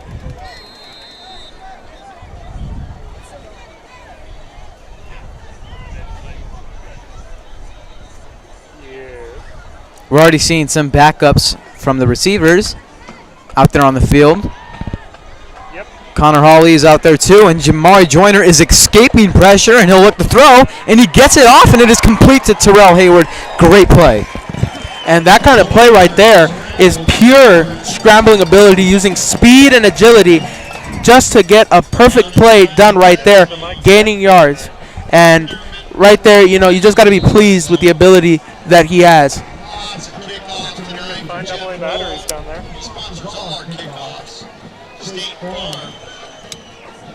I don't know about you, but I want to see some Luis Morales right now. You know what? I've been craving a 50-yard at least pass, which, you know, it's always just such a beauty to see that ball hang up in the air. And as the wide receiver's running towards it, you know, it's just a little bit nerve-wracking because it gives the crowd a little bit of a time to react to that kind of big pass. More so than on these bullet passes that we've been seeing from Jamari. Ethan White in there as a receiver. And there's a flag on the play. Wait, there's something I didn't think of. We can harvest 2 AA batteries from classroom lights. First and 15, a flag on the Bobcats. Will bring them back 5 yards. And Joyner will hand off to Gio Owens, who gets some running room. And first down there. Nope. Almost a first down there. Great run from Gio Owens as he gets over 75% of those yards back. And, that's a great play by Gio right there. And, 10 minutes, 44 seconds remaining in this quarter to finish it off. 28-0 right now. Jacob, do you think the Apaches have a chance to get back in this game, or do you think it is too late? I do not. We haven't seen them score. They haven't given me anything to see if they can score. And in the fourth quarter, they're going to come up with somehow 28 points. Now they're going to add more. No, I do not. Great view right there on that. I would have to agree with you, but I do think they might get a touchdown at least. I gotta believe that if they don't get at least a touchdown within the next 2 minutes, their main goal is to not make it look like a blowout. Yep, and they only scored 6. Let me see.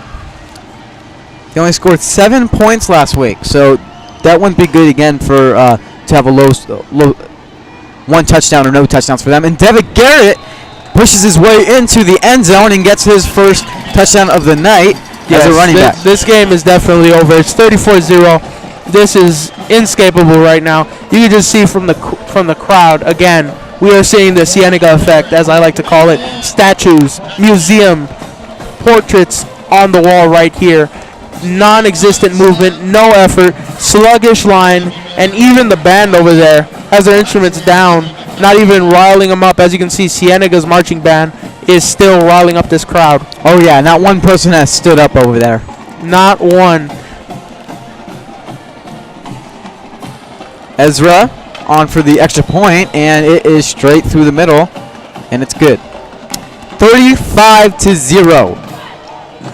35-0. This is a sad game to see. And again, another blowout it looks like for Cienega. The last one being a 56-7 deficit.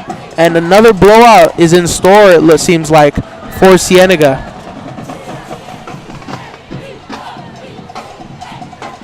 Yep, we remember going back to last week, they only allowed 6 points it was on that last touchdown for the last play. Many thought that was an incompletion. What's your view on that play that we saw?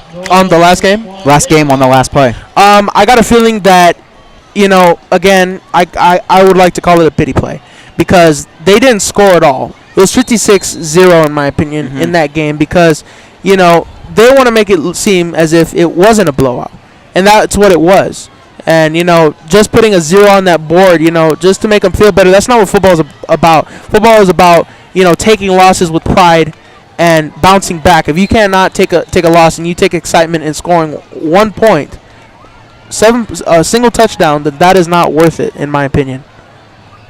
And looks like the backups are on for defense. We see number 74, the freshman Hunter Schlegel. He comes in at 6'3",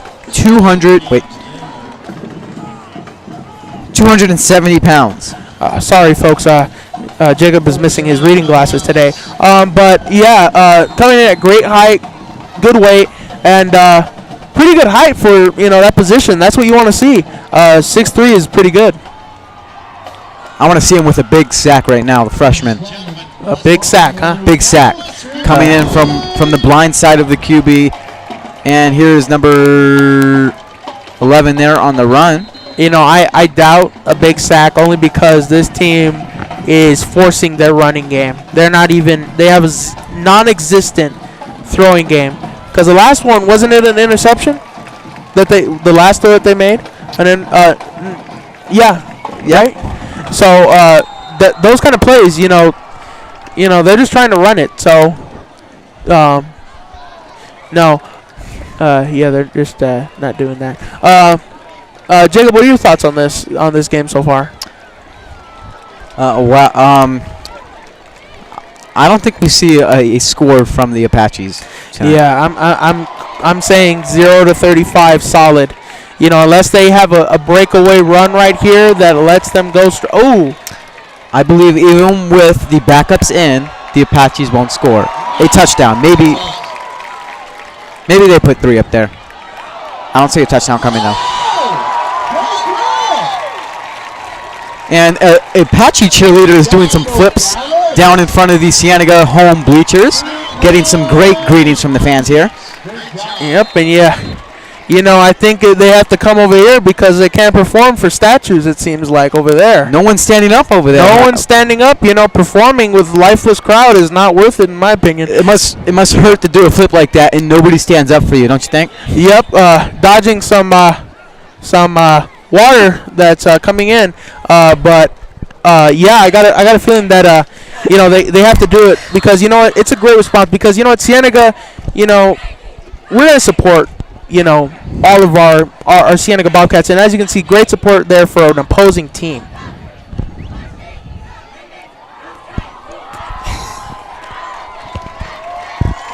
Wow, that is amazing from the cheerleaders over here for the Apaches.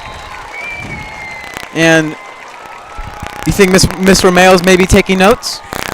No, I don't think she is because she has seen everything.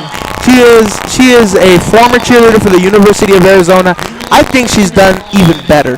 And in competitions and performing for the football team and over here at Cienega when she was a Bobcat, still is a Bobcat, but a student. I think that, she's not necessarily impressed, but more so just, citing it, and we let it happen. And now here's Cienega's cheer turn. Let's see what they can do. And this dance battle. This seems like a competition right here, but I doubt that we'll see something like that. They're just doing their normal cheers. Who do you have on the win? Who do I have on the what? The win. The win of what? The dance battle. The dance battle? Cheer battle. Cheer battle? Well, Cienega's cheerleaders haven't shown anything, but I got a feeling that they have plenty of tricks up to their sleeve if they really wanted to do it. Here they go. 3rd and 1. And that is beautiful to see from the cheerleaders in sync right there.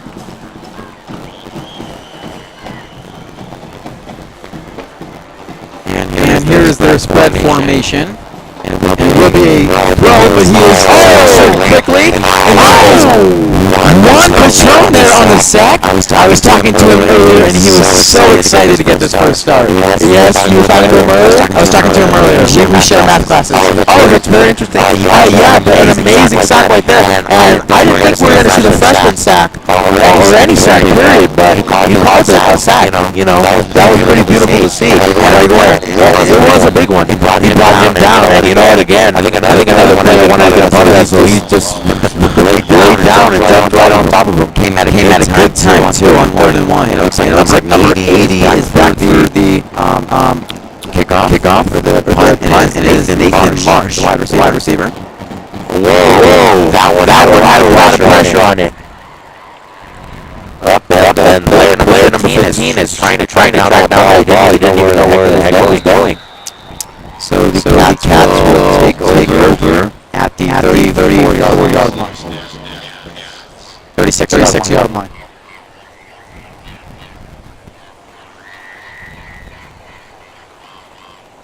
And this game is definitely over. 6:48 to go. 35-0. You can definitely see that this team has came out with an amazing effort. And on what you just said, but the game is over. We just saw a bunch of coordinators that are up here. They left the just because of what you just said. I think they left because they know that this game is in the bag, and any mistakes that they could possibly make, it is impossible to come back. 35-0. That's an inescapable lead right there. And I think that there's no need to be coordinated. And I think that they're just going to go down there, support their guys, and finish up this game nice and strong. So the junior Luis Morales is on at quarterback, and he will be the quarterback next year. Yes, he will. And you know what? I think this year is more so of a prep for him. It's more so to see and kind of learn from Jamari Joyner, who's an amazing quarterback. I don't think he has the athleticism that he has, but I think he has the same impeccable throwing game that he has. Caleb Beard there on the run, and Luis Morales, as a backup quarterback, he's getting some good minutes. The Bobcats like to stack up the score, which is getting him some good reps for next year. Yes, it is, and you know what? That's what you want to see. You want to see somebody that wants to, learn and prepare himself for his biggest year of football, which will be his senior year. And I got a feeling that he's going to dominate as a quarterback. I don't think he'll have much of a run game, but I think he'll be good at scrambling and finding his wide receivers. Morales to throw, and it is complete to Ethan White, the receiver, and a good gain of yardage there. He's also a member of the basketball team. He played on the junior varsity team last year. And who would that be? Ethan White, tall. Ethan White. Tall guy. How tall? He is 6'1". 6'1". Not quite 6'5", but you know what? That is great to see him catching that ball, and you know what? That's good to see him competing in both sports. Yeah, we know McVeigh. Not many people get to your height. No, they don't. I'm just a freak of nature when it comes to height. Got to thank my good genes for that. But it's not about me. It's about these amazing football players out here fighting for Cienega. There's Caleb Beard again. And another set of receivers come in. And as you can see over there, the statues are moving, but not for the team, but for the amazing cheer squad that the Apaches have. You know, I think they got kind of jealous, use it right this time, of seeing that their own cheer squad is being cheered on by the Cienega fans over here, so they're trying to copy them, you know? Yeah, I think, you know what, they had no support, and then they got support, but you know, I think it's you just gotta look at it like this. Your team is losing by 35 points. How can you be happy over a cheer squad which is, you know, being blindly looked at? And you know, it's a shame that it's not more so a sport of its own, in its own manner, that separately has its own viewing crowd that's dedicated towards it. Frustrating ride back that the Apaches are going to have, and that's a long drive. Nogales is a little ways to go, at least a hour drive, I would say. I'd say it's a long ways to go. Yeah, it's a long ways to go. How long would you say the drive would be? I do not know. I didn't do my Google Maps on this one. We know Shadow Ridge was 170 miles, but I'm sorry I didn't do it on this one. Yes, it's definitely a long drive. I would have to say it's about 2 hours long. How long would you say? Well, I got some insider report from the great Nogales cameraman here. He said 2 hours. So I was right. I think you lip read him. No. I don't lip read. But just a good mindset I have. You know, I'm very, very smart. All A's. Have you been there before? Have I been to where? Nogales.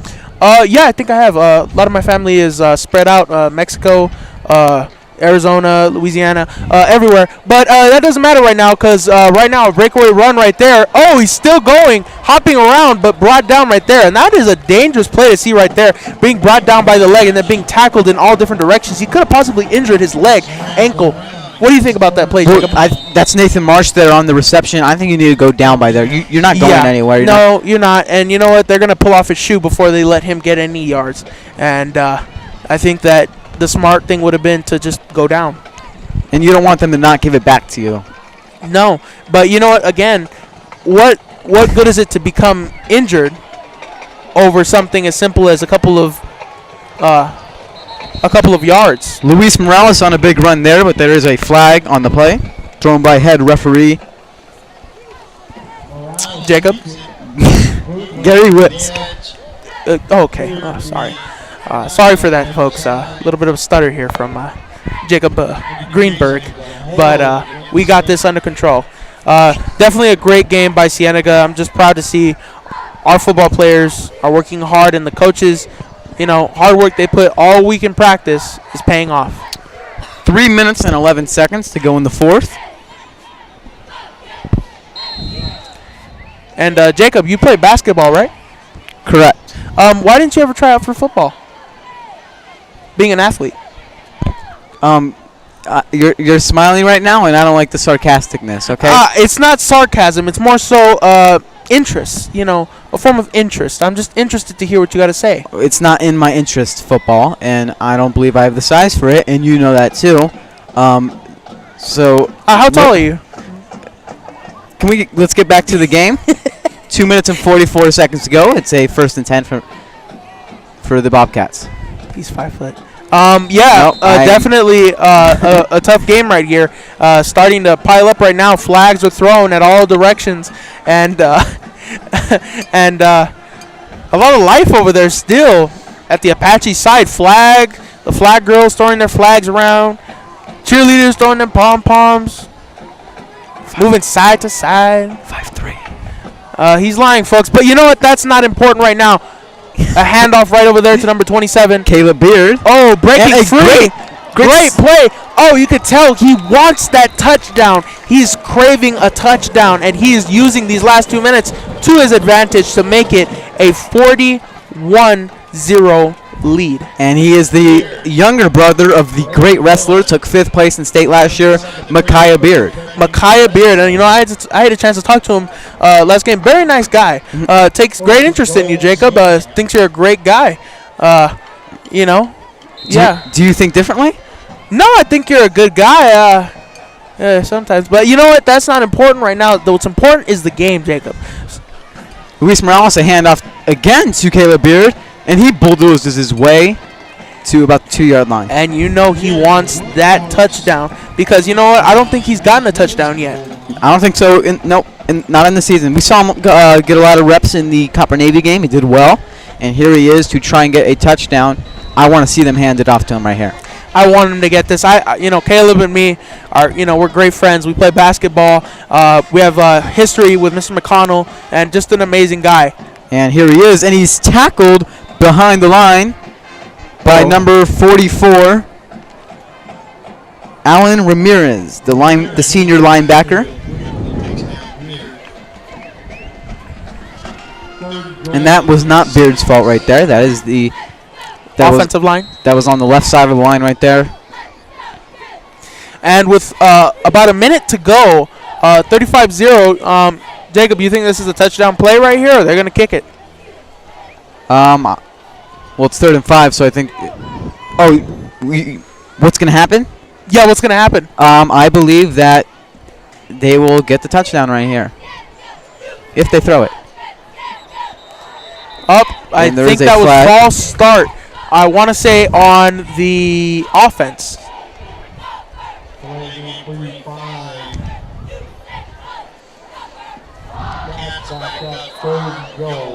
And on the flag there, it was number 35, Jacob Acosta. So I was right. Again. Right about what? What? Juking his way through Luis Morales.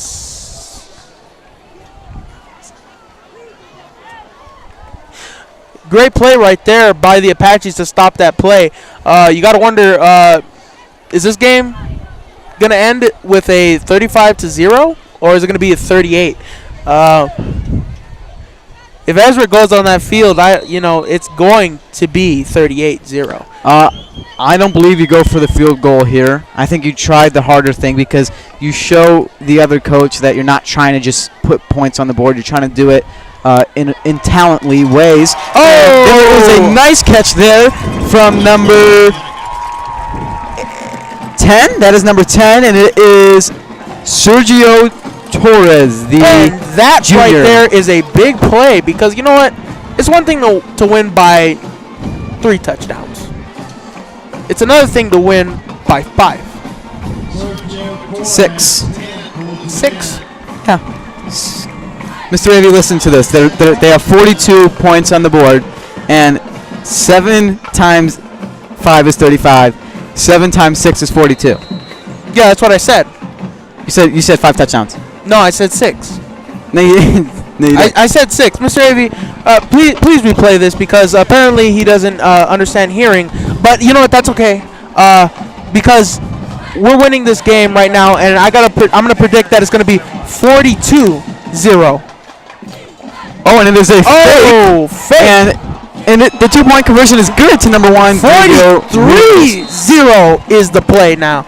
That was intense right there because he stopped and he slid his foot on that ground to make them think that he was going to kick it. And he held it so long they didn't know what he was going to do. And I don't think that was intentional. I just think Luis Morales made the decision that he thought the kick was going to be blocked, and he threw it for the 2-point conversion. And now we're going to bring it down to Mr. Miller. Miller?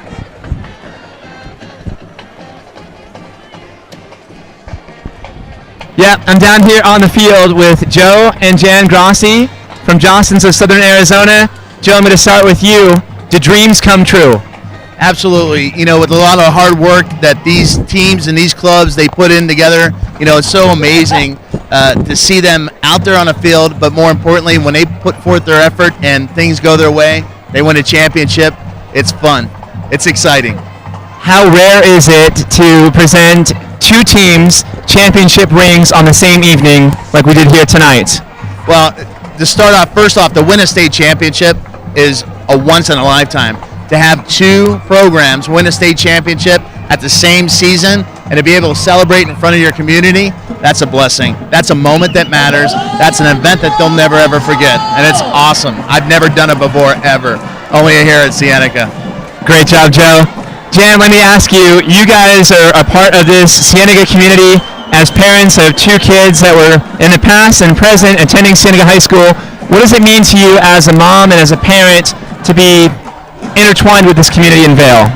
We absolutely love it. There's nothing better than being here and recognizing kids that have worked so hard for their sport.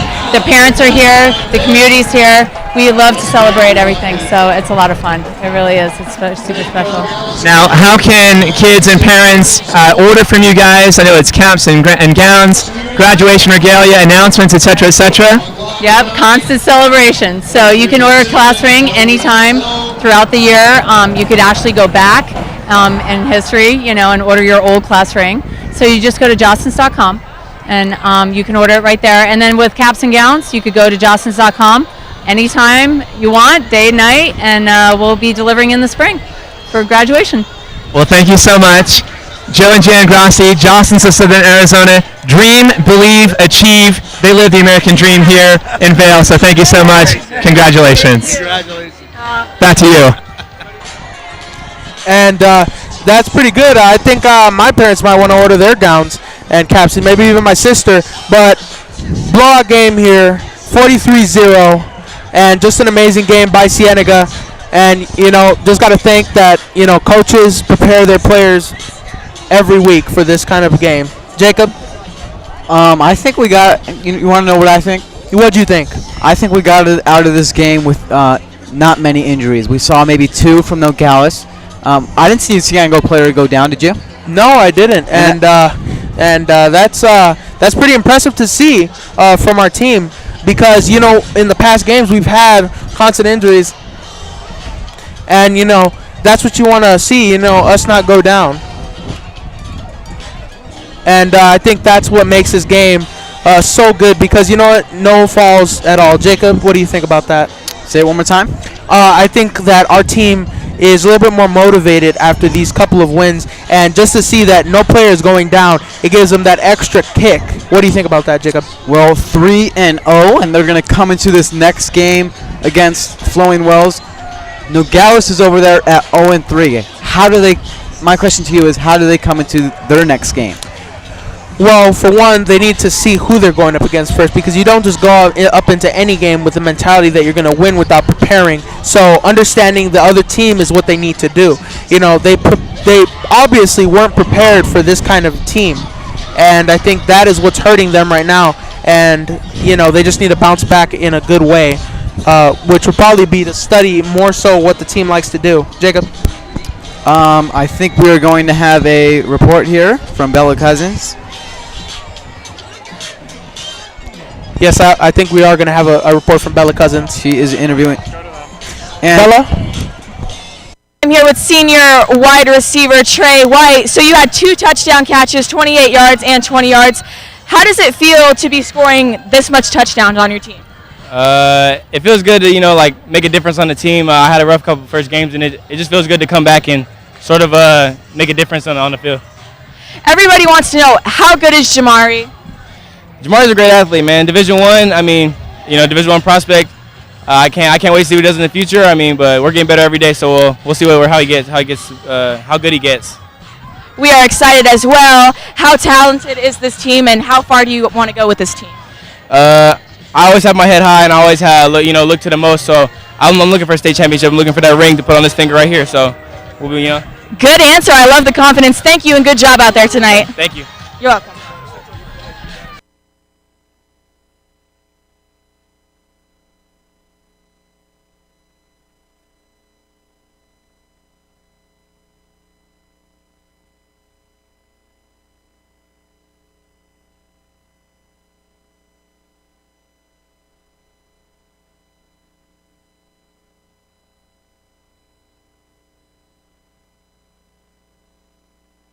I'm down here with defensive star lineman number 50, Zach Mattis, number 52, Dante Bodie, and number 55, Carter Clark. So Carter, the defensive line is tough. Do you feel like you guys get enough credit for all the hard work you put in?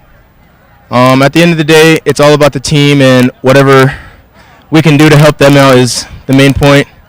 I don't feel like it's not about credit. It's just about doing our jobs and getting it done. It's very nice, Carter. And Zach, the last 2 weeks, your defense has pitched 2 shutouts. How much pride do you guys take in that kind of action? We take a lot of pride in that. Just we doing our jobs on offense, getting the ball down the field and scoring. And lastly, Dante, tell us about your defense as a whole. How good can you guys be as a team and as a group together? Well, when we do our job, we obviously see we can stop offense from scoring. So when we work together and communicate, we can work better than any team in the whole city. So we're the best defense in the league, in my opinion, and when we work together. That's great, guys. Thank you guys so much for interviewing with me. And now we'll go to Chloe next for an interview with head coach. Thanks, guys. Be right back. Thank you.